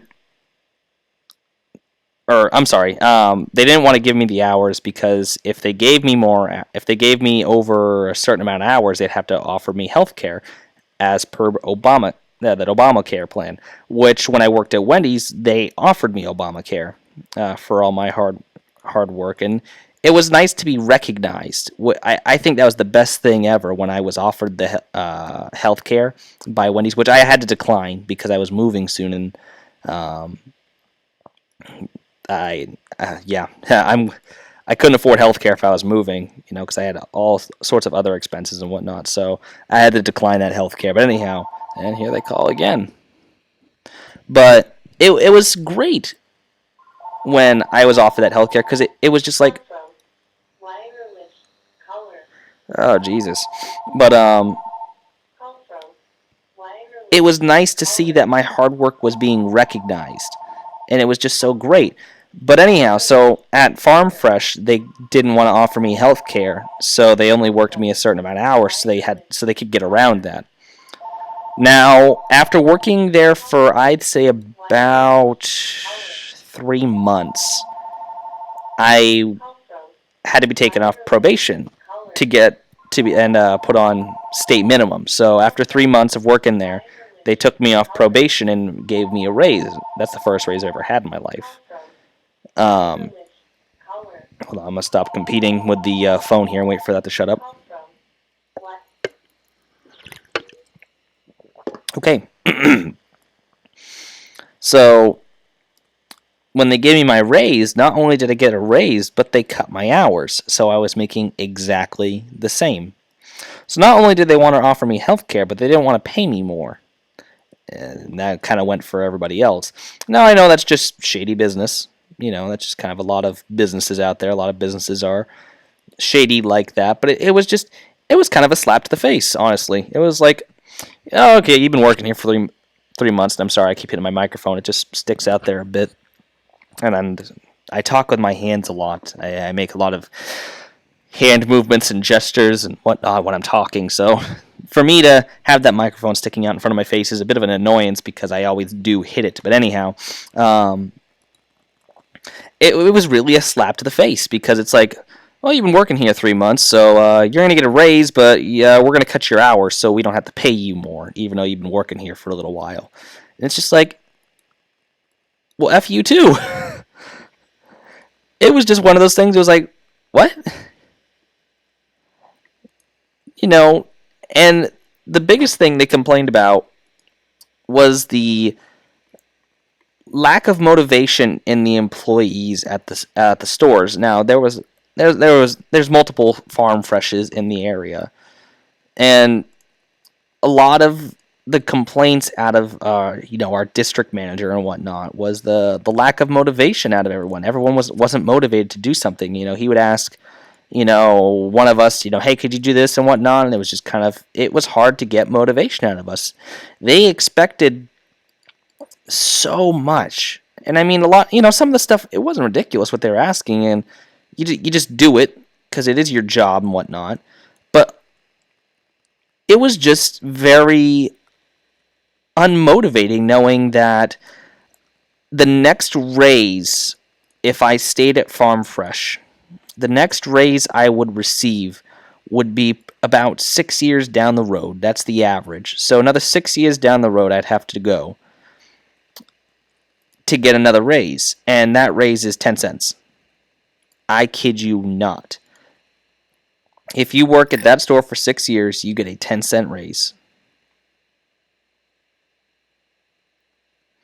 So just thinking about that, I have to be at this place for 6 years just to get 10 cents. And that's usually the only raise you get because there are some people that have been surprisingly there for quite a while, which blows my mind because I really can't figure out how anyone could live at that store and make a decent living. But most of the people working there are middle-aged housewives whose husbands, basically their jobs are the better paying jobs, so they bring in good money and the wives don't have to work as much and whatnot. That's I'm not being sexist, I'm not trying to sound like a jerk, but that's honestly who's working there. That was most of the people I worked with. The other kind of people I worked with there were teenage girls that it was just their first job. That's also who's working at Farm Fresh. And they don't stay there long, but it just always surprised me that these people, these housewives, have been at this store for so long, even though they get treated like crap. I mean, this store treats you like crap. I mean, they have honestly said that they don't really care because we're a dime a dozen. You know, they don't care about giving us benefits. I mean, hell, we didn't even get discounts on anything in the store. There was no discounts whatsoever. No special bonuses, no Christmas bonuses, nothing like that. I mean, I never expected it, but at least a little fair treatment and a little appreciation for the work we do would have been nice. But I guess that's asking for too much, and I have to understand that you're just not going to get that everywhere because not all employers honestly care about their employees. You know, it's just we're here to work, and that's about it. That's pretty much it. So when it was before I had gotten on with Southwest, I was looking for kind of just a job because I was fed up with Farm Fresh. I mean, there was I think what the last straw was is I had gone home for vacation, well, not to see my family, and for my sister's wedding too. She asked me to walk her down the aisle, so I went home for my sister's wedding and to say hi to my family because it's been since November since the last time I've seen my family, and I am a major homebody. I miss being home, and of course, this is the same kid who the day he graduated was screaming, "I can't wait to blow this." Insert a few words here, town. I miss where I'm from, and I'll get to that later. You know, hence probably why I'm building a fictional version of it because I miss home. I miss home a lot, but I had gone home for my sister's wedding, like I just said, and I'd come back, and it was hard to come back to Illinois and to be away from my family again because I was only in Maine for, I'd say, maybe about 9 days. And it was hard to go back to Illinois, you know, even though I'm with my girlfriend. I'm with the girl I love, who I hope to marry someday. You know, I'm with this girl I love so much, and I'm gonna be, you know, I'm going back to be with her and her family, but you know, it's just hard to leave my family, the people that I've grown up with, the people that have seen me grow up, the people that helped me get to where I am today and whatnot. It was hard to leave them. So when I came back, I was in kind of I'd say a little bit of a funk. I was in a little bit of a, you know, little funk just because I was, you know, a little down. But, you know, given a little time, I came out of it. But my boss just expected me to come back and be ready to work, which, I mean, I was ready to work. I really didn't want to go back to work because, let's face it, you get off vacation and your first thought isn't, yeah, let's go back to work. But I had bills I had to pay, and I had to pay off my credit card, which I've stated probably 1,000 times. You know, I have that credit card and whatnot that I've been paying off since I come back because I intentionally got the credit card with a low limit. So if I did max it out, it wouldn't be impossible to pay it off. So it isn't an excuse to go ahead and max out my credit card, and I should be better about spending. But anyways, so, you know, give it a little time, and I would have gotten out of the funk. So we receive shipments on Tuesdays. You know, we get our grocery truck in on Tuesday, and our trucks just kind of come in, and, you know, we get our stuff for the week. So I always work the trucks and whatnot, and you know, this particular Tuesday, I was working with 2 of my coworkers that I don't normally work with on a truck day. So we had started to tackle the trucks and whatnot and get everything done. And, you know, it was a little earlier on in my shift, and I asked my coworkers because about this time I would be getting ready to take my break before the rest of the trucks come in for the day. It was about noontime and whatnot, and I wanted to take my break because the luxury of working at this store was you get to call your own breaks within reason. You know, so I had 2 of my other coworkers that were tackling everything and getting it done, and they were doing well. And I asked them, I'm like, do you mind if I take a break? If not, I can stay up here, help you guys. And they both told me, no, go ahead. You can go ahead, take your break and whatnot. And I thanked them and told them I wouldn't be too long. I just wanted to get a little something in my system before the next trucks come. So The other thing that really bugged me about this store was we had some major tattletales. We had just people we work with coming into the store, and if we're doing something that they don't like or whatnot, or if things just didn't look like they were getting done or whatever, they called our boss or the store manager, which was my boss. But they called her and told her, well, so and so isn't doing this, and this didn't look like it was getting done, and this could have been done, and blah blah blah blah blah. So they would rat us out, and then what they were in there for, because this one girl in particular, another kind of middle-aged girl and whatnot, she lived I wouldn't say many towns over, but she lived a good 20 minutes away and has no reason whatsoever to come to this store other than to get her paycheck on Friday. But she doesn't have any good reason. She lives, she always says she has like a couple convenience stores right down the street from where she lives. She really doesn't have any family members that live out that way by our store, so you knew what she was there for when she came in, and no sooner than she would leave, and maybe about a few minutes later, you'd be getting a call from the boss saying, well, so-and-so said you weren't doing this, and you need to stop doing blah, blah, blah, blah, and you need to get to work because I'm not paying you just to stand around. And it's like, it just drove me nuts. I'm working with adults. I wouldn't even say young adults. They're not, I wouldn't call them old, but these are just adults. I'm working with adults, and they're telling on me like it's kindergarten. So it just blew my mind.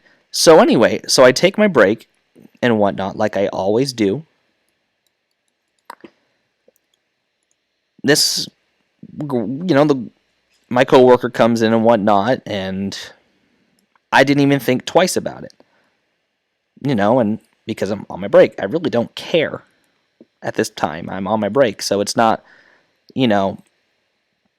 whatever I'm doing shouldn't be a big deal because I'm on break. So she comes into the back office and whatnot and does her thing and acts like she's there for something, which, she really isn't. She's just making sure, everything's locked up that needs to be locked up and everything's how it's supposed to be, because if it's not, she's going to go tell our boss. So she leaves and whatnot, and, I finish my break up and I get back to work, and, and my boss then comes in the store, and it's not uncommon to see her, and, and I greeted her, I said hi, and she went into the back office as well, and my other coworker came out, and she said, the boss wants to speak with you. And I'm not going to, she said her name. I'm not going to say any names here because I'm not going to go ahead and, mention names for, in case anyone from around here may know who I'm talking about. But just, I'm sure they wouldn't want their name mentioned. And so I'm just, so anyways, so she says, the boss wants to speak with you. So I went back there and I said, hey, what's up? And she said, I don't know what's wrong with you or what's gotten into you, but you've been in just this funk and you've just been you haven't been the same since you've gotten back from Maine. I don't know what's wrong with you or what's causing it or what your problem is, but you need to snap out of it. How many trucks have come today? I'm like, 3. She's like, and what do you do when those trucks come? I'm like, we put the stuff away. She says, and what do you not do when those trucks come? I'm like, just ignore it. I'm kind of getting confused at this point because I don't know what she's getting at. I'm trying to think. It's like, okay, I did the grocery truck, Coke truck came, and Dr. Pepper came, like they always do. And I did the grocery truck. I started to help out with Coke. Dr. Pepper pretty much puts everything away that needs to be put away. There's not a whole lot that goes up for Dr. Pepper. So I'm trying to think, like, okay, so what did I not do? And she says, I don't ever want to see you take a break when there's work to be done. I'm like, I looked at her and says, I always take my break at this time. When me and one of the older lady that, when I first started working there was an older lady that when I turned in my application, she put in a very good word for me. Now, I don't know this woman from anywhere, but apparently there was something about me that she liked. She said that was very polite and very, there was just something that struck her. The fact that I was very polite to her was just one of the key things that made her notice me and whatnot. But she really liked me and wanted me to be on board, so she put in a great word for me to the boss and whatnot. But I normally work with this lady and the other girl that likes to tattle on all of us. I normally work with them on the truck day, and the girl that tattles on all of us, she'll be there for a couple hours, then she'll go home about noon. About noontime, or a little bit before she leaves, about 11:30, I normally take my break before the rest of the day continues. And this old lady I work with, she's almost kind of, I wouldn't say runs the store, but she used to be a manager at Dollar General for 25 years, and she's working here at this store. She's like 70 something. But her daughter has, I think, stage 4 cancer, and she's just working to support her and her daughter, and just kind of have a little cash flow to pay for some of the medical bills. Very, very heartbreaking to know about her daughter and her situation. She lost her husband to cancer, and now she's losing her daughter to cancer, and it's just honestly heartbreaking. But this woman, she's the hardest worker at this store. But like I said, I always take the break. I take my break at 11:30. So it baffled me when my boss came in and started yelling at me, and she just went off on me, and she was going off on me about stuff that I had no control over. I mean, after she kind of let loose on me about taking a break and whatnot, and I told her I take my break at this time every day, and I confirmed with my coworkers that if they were finishing up the Coke truck, they were all set. There were 2 of them tackling it. I mean, that's even work one person can get done. There's 3 of us. I want to get my break in before it gets busy with the rest of the trucks coming in, and then the later afternoon rush before my shift ends, I would like to get my break in. So I hadn't a clue what had caused all that and whatnot, but I'm almost pretty damn sure that this coworker, this older, this middle-aged woman that always snitches on us, must have said something to my boss and whatnot, and had just kind of changed the story a little bit. So anyhow, so that was kind of where I had enough. I was done. I was just fed up with that store, and I determined, you know what? I need to get another job, because I'm not going to stay at this store where they're just going to go off on you for everything. And they're very notorious at the store for changing the rules, not telling you, and then just expecting you to figure it out on your own. The only time I've ever been written up on the job was at that store, because they changed one of the rules, which was you can't have over $100 in cash in the cash register at any time. Never told me. Never told the girl I was working with that night. Boss came in to check the drawers and whatnot, and then she saw over $100 in the drawer. I mean, there was well over $100 in the drawer. Wrote both of us up, and I was like, whoa, whoa, whoa, no one ever told me. Still got written up. She's like, well, you should have known. I'm like, well, how am I supposed to know if I didn't even know that was a rule? Or how am I supposed to know that asks for a rule that I don't even know exists? But yeah, so it was just one of those kind of jobs where it's just the BS and the amount of pay and just how many hours they were giving me really just didn't warrant the amount of drama and BS, because there was also a whole lot of side drama. This high school girl was just, some of the stuff she pulled there was absolutely incredible. I mean, that girl basically got away with murder. And I'll probably go into detail about that sometime. So anyways, one of the first jobs I took an interview with here when I moved to Illinois was Taco Bell. And right before I left Farm Fresh, the manager who interviewed me kept coming into my store over there and whatnot, and he was kind of hinting on the fact that he needed people to work over there. So I applied, and about the time that they got me in for an interview, Southwest had called me back because I put in a application in with them, but I didn't think I'd hear back from Southwest. I kind of figured it'd be a long shot. So when I heard back from Southwest, I was like, whoa. But I still had committed to working at Taco Bell, so I figured, okay, well, it's going to be a while before Southwest even decides to get me on, So why don't I just go ahead and work at Taco Bell until I know for sure I'm going to be working with Southwest. So that's what I did. Now the thing about Taco Bell is it's a good job and whatnot, and it's different considering I worked at Wendy's and I was kind of trying to just tap into my inner Wendy's training and whatnot to kind of get back into fast food. It's a world different. I mean, obviously, Taco Bell makes tacos and Wendy's makes burgers, so it's a world different. But at the same time, yeah, I was just kind of thrown for a big old loop. So I started working there, and right about the time I started working there, I got sick. I caught that cold that I'm still kind of getting over a little bit. So I felt bad because they sent me home early one night, and I wasn't trying to, act sick, or I wasn't trying to just get out of work and whatnot, but I was sick, and it was miserable, and it sucked. I was trying my best to push through it, but I was on food.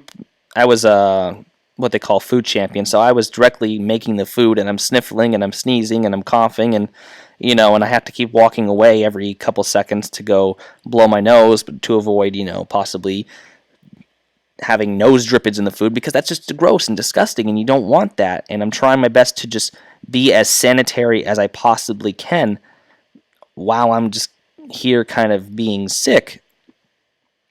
So I'm trying as hard as I possibly can. I guess one of my coworkers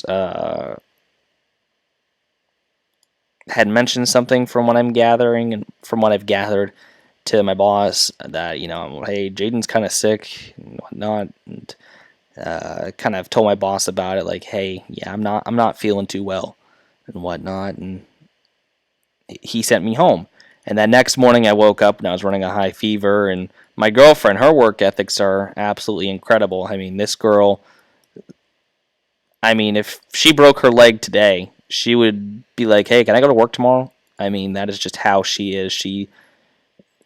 I guess she kind of gets it from her mom, but she doesn't want to end up like her mom, because my girlfriend's mom works some pretty miserable jobs in warehouses and just so many different places where you wouldn't want to work because it's just kind of miserable. And it's very tough work, and it kicks your butt. It's very back-breaking work, and very tiring work. I mean, so she kind of is striving to not end up like her mother, so she's wanting to work hard now to make as much money as she can, so when she has maybe kids of her own, or when we have kids, because that is our plan for the distant future, to have kids. But she doesn't want to end up like her mom. But that's just the work ethics of my girlfriend, and she tells me, you need to go to work every day even if you're not feeling well. She came in that morning. It was 5 a.m. I could not get to sleep that night. I was just dying in my bed, and I'm sure you all know the feeling. You're just there in your bed. You're kind of like, you're sick, and you're just like, oh, this is absolutely crap. This is crap right now. She came into my room. I was just not having it. I was just not there. And she came in and whatnot, and she took my temperature, and she agreed that I definitely was running a high temp. And she told me if I wanted to go ahead and stay home that day, she would not be upset.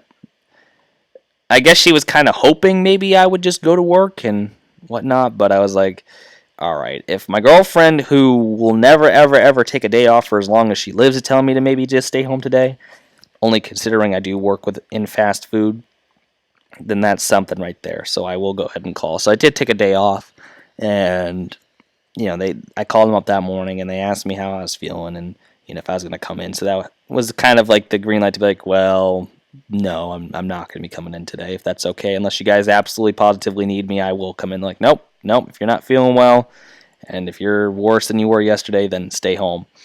But, like I said, I didn't intentionally want to miss 2 days, because that is money lost, and that was good money that I missed. And I'm still kind of kicking myself for that because I realized, hey, maybe I should have just gone in because that was good money I missed right there. But at the time, I was just like, like my brain was leaking out of my head. So I'm like, I think I'll just stay home today. So, but like I said, it was money lost. But what happened is what happened. Now, the thing is, though, when I was hired at Taco Bell, I was, get promised some decent hours and whatnot. Um, I was going to be given some pretty good hours and whatnot. I could be looking at 35 to 40, and depending. And I understand I'm in training and still and whatnot, but I really haven't seen too much work since I've been there. The schedule has been kind of slow. Like I said, I really haven't been seeing much hours. I've been working maybe 4-hour shifts, and then they send me home early. So maybe I'm working 3-hour days, which is horrible for someone who's trying to, I wouldn't say make a living, but at least have some money to finish paying. I'm so close to paying off my credit card right now, and at least being out of some major debt. Because it's never fun to be in debt with a credit card company and owe them money. So if there's one thing I can say to avoid in the future for some of you younger viewers, avoid, even with a low credit card limit, avoid having any debt with a credit card company, because that is not, no debt's fun. No debt is fun whatsoever. But personally, I just think credit card debt is worse in a sense. But if you are going to owe some money to a credit card company, at least make your payments on time. Or make payments, every every time you get a paycheck. So if you get paid bi-weekly, make a payment when you get your paycheck. Ooh, a Bell Huey. Oh, look at that.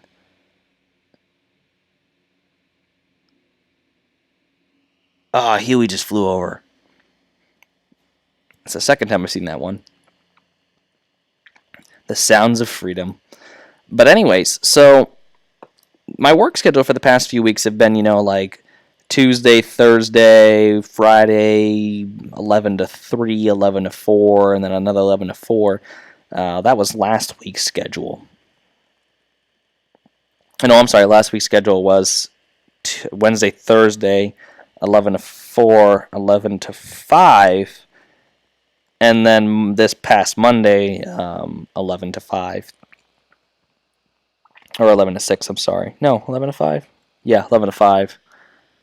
Because I would have been a 6-hour shift. I would have gotten my first break from Taco Bell. Because I haven't worked there, because they give you a break after 5 hours of working there. But anyways, so I worked Tuesday and whatnot, and I learned a fair bit. And they called me up Thursday morning saying, hey, we had to cut some people's shifts today. Don't bother coming in, all that great stuff and whatnot. So I got a long weekend again, which, to most people isn't bad. Having a long weekend's great. But when, like I said, you got stuff to pay, you need to work. So, so I took the weekend off because I couldn't, I didn't get any more shifts. So the thing I hate, though, is they've worked me so few and far between that when I learn stuff there, they give me so many days off after that it's just, I do it for a couple hours and then I go home for like 5 days or 4 days, and then I forget everything. So when I come back again, I've forgotten everything that they've taught me. So I have to relearn. And then I have to relearn again, and I have to keep relearning, and it's getting frustrating because it's like I should know all this by now, but I don't because you guys aren't working me. So today's schedule, or this week's schedule, just came out, which, I kind of had to find out because Southwest called me up to go get my fingerprints taken. So I called them up, to find out the schedule, figuring I'm working tomorrow, Thursday, and, maybe Friday or Monday. I'm only working Monday.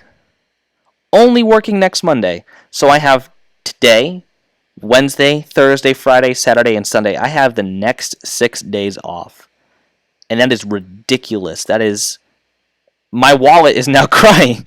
And the back of my mind, I'm like, I have rent coming up. I have car insurance, which is taken care of for the month, which is $100 that I don't have to spend. But I have rent that I need to pay. And my girlfriend's parents, they would understand if I can't pay the rent because I'm not in a good place right now. But I already owe them a month's rent because they let me slide by because they knew I was going to be tight for that month. They're very understanding people as long as I keep helping out around the house and doing what I need to do. They're very understanding. But I don't want to have to go to them and be like, hey, I'm only working next Monday. I really can't afford to pay you rent right now. To them, they might be understanding because I have been so helpful lately. And I do help out around this house like I'm expected to. But at the same time, it's not fair to them because they have opened up their home to me. They welcomed me with open arms and great food. And they've been so great to me. And they even lowered my rent because it was $200 a month. And when I was working over at Farm Fresh, I was able to pay them $200 a month. And then I was able to pay my $100 car insurance. But at the end of the month, it was just I didn't have a whole lot left over. Because I do drink Pepsi. I'm a Pepsi drinker.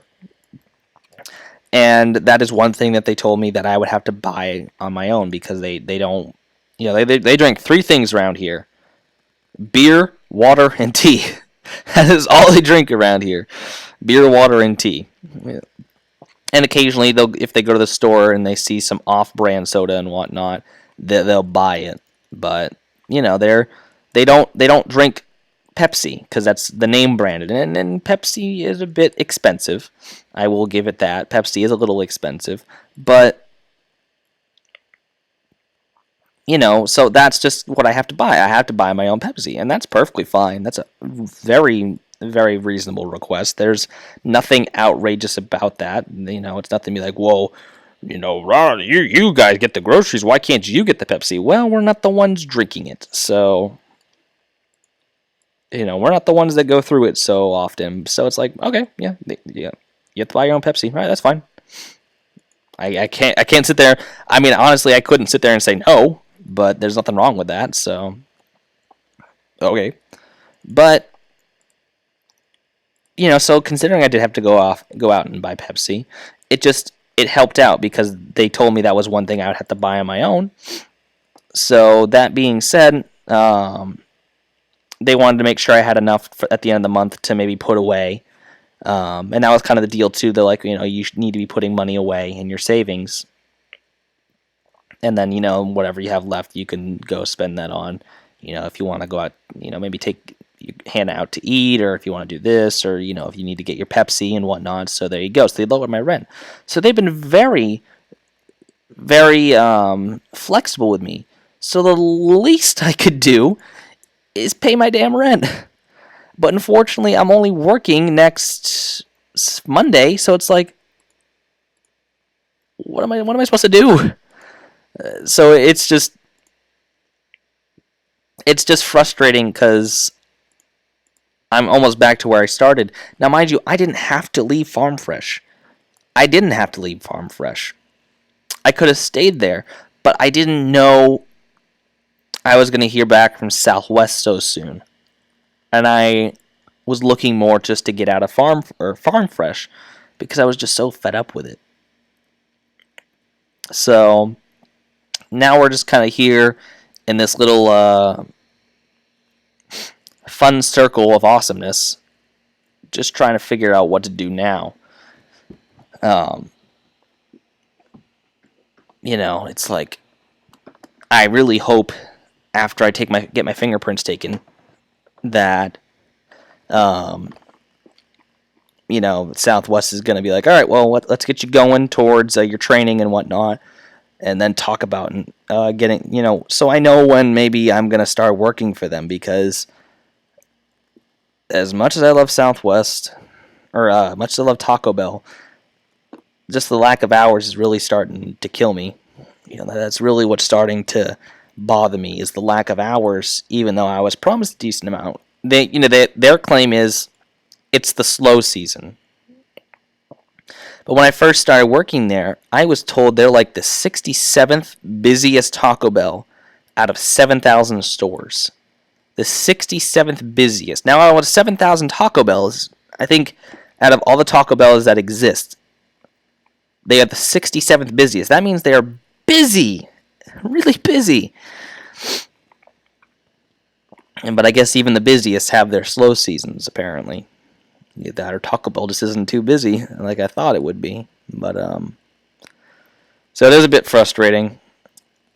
I don't know. I just probably have to keep waiting and whatnot. But, like I said, I just hope that Southwest gets to me and be like, all right, let's get you going. And I can just go, hey, Taco Bell, here's my notice. I'm giving you my notice because moving on. They know I'm going, which also might be the lack of hours too. But it's not just me getting screwed out. A lot of the new guys, because I have been hired with a few other people, a lot of us have been screwed out in hours. So, I know it's not just me. So, yeah, it's just a struggle. But I just wish they wouldn't have promised me those hours because I've just been expecting it. I've been expecting those hours and whatnot. So, yeah, it's one of those things. So I'm trying to look for a car wash building that I have put in here, and I can't find it. Although I did see a car ferry. There it is. I can put that out in the harbor. Kind of over by that wharf, I guess.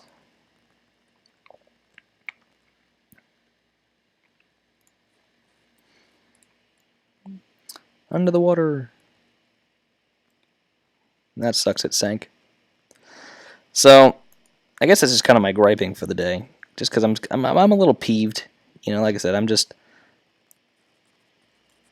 I was expecting a little more. Just because I was promised a little more.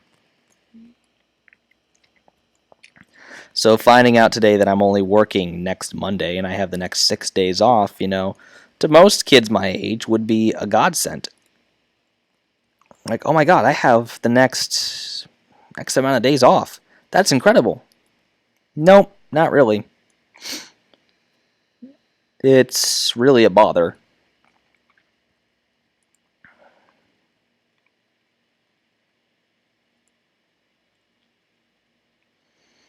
It's nothing to be excited over. It's nothing to be proud over. It's nothing.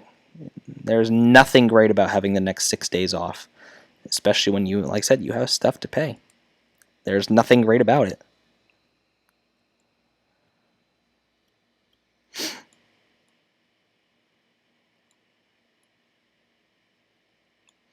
Okay, seriously, mouse.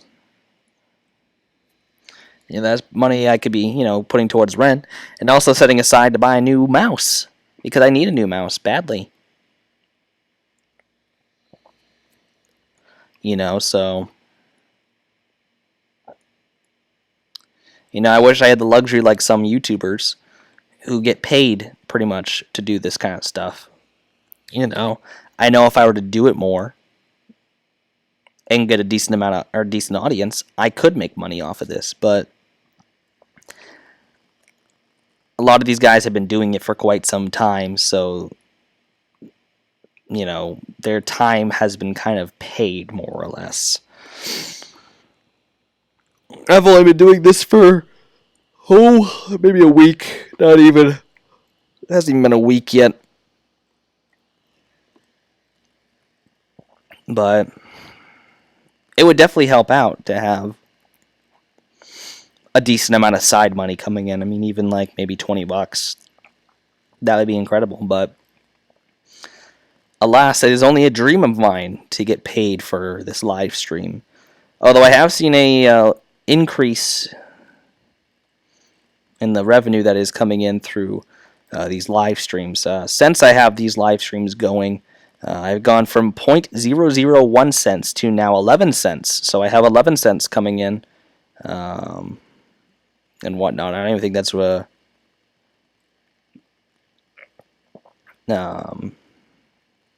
that's nothing really. So I don't even think YouTube would bother to send me anything until I get at least like maybe 10 bucks. Maybe. But, you know, it is incredible now that I've done a couple of live streams and they've uploaded to my channel, and that's why I continue to do that, because I have seen a little increase in revenue. And my hopes is to maybe one day get some good videos put up on my channel, because I have some intentions to maybe record some stuff, like maybe get a GoPro on my head when I get on, or, you know, just do something in terms of that when I get on with Southwest. But I don't know. But it is getting close to 2 o'clock here within a few minutes, so I am going to wrap this up pretty quick here and get going, because I got to get some stuff done for the day. But we did make a little progress. It was mostly kind of just getting that ATLS put up, getting this line put in, all figured out, putting some buildings down and whatnot. Kind of just adjusting things and going back and putting down switches. So I appreciate you guys for sticking around. Like I said, I'm going to go do some off-camera stuff, and I will come back with this, and probably going to do a live stream a little later. But anyways, guys, I do appreciate you for watching. Let me exit out of this. I do want to save.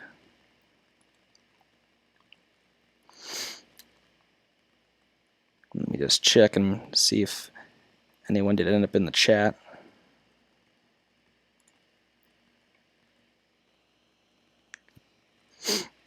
So, guess just my friend Dylan. Oh well.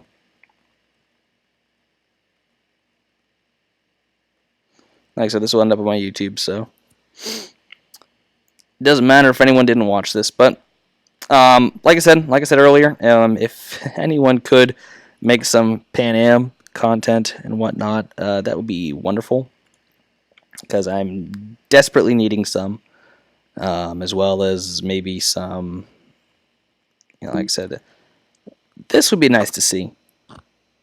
A Pan Am engine like this, or a Guilford engine, or anything like that. Just, it would help out. But anyways, thank you for watching, and I will talk to you guys a little later. See ya.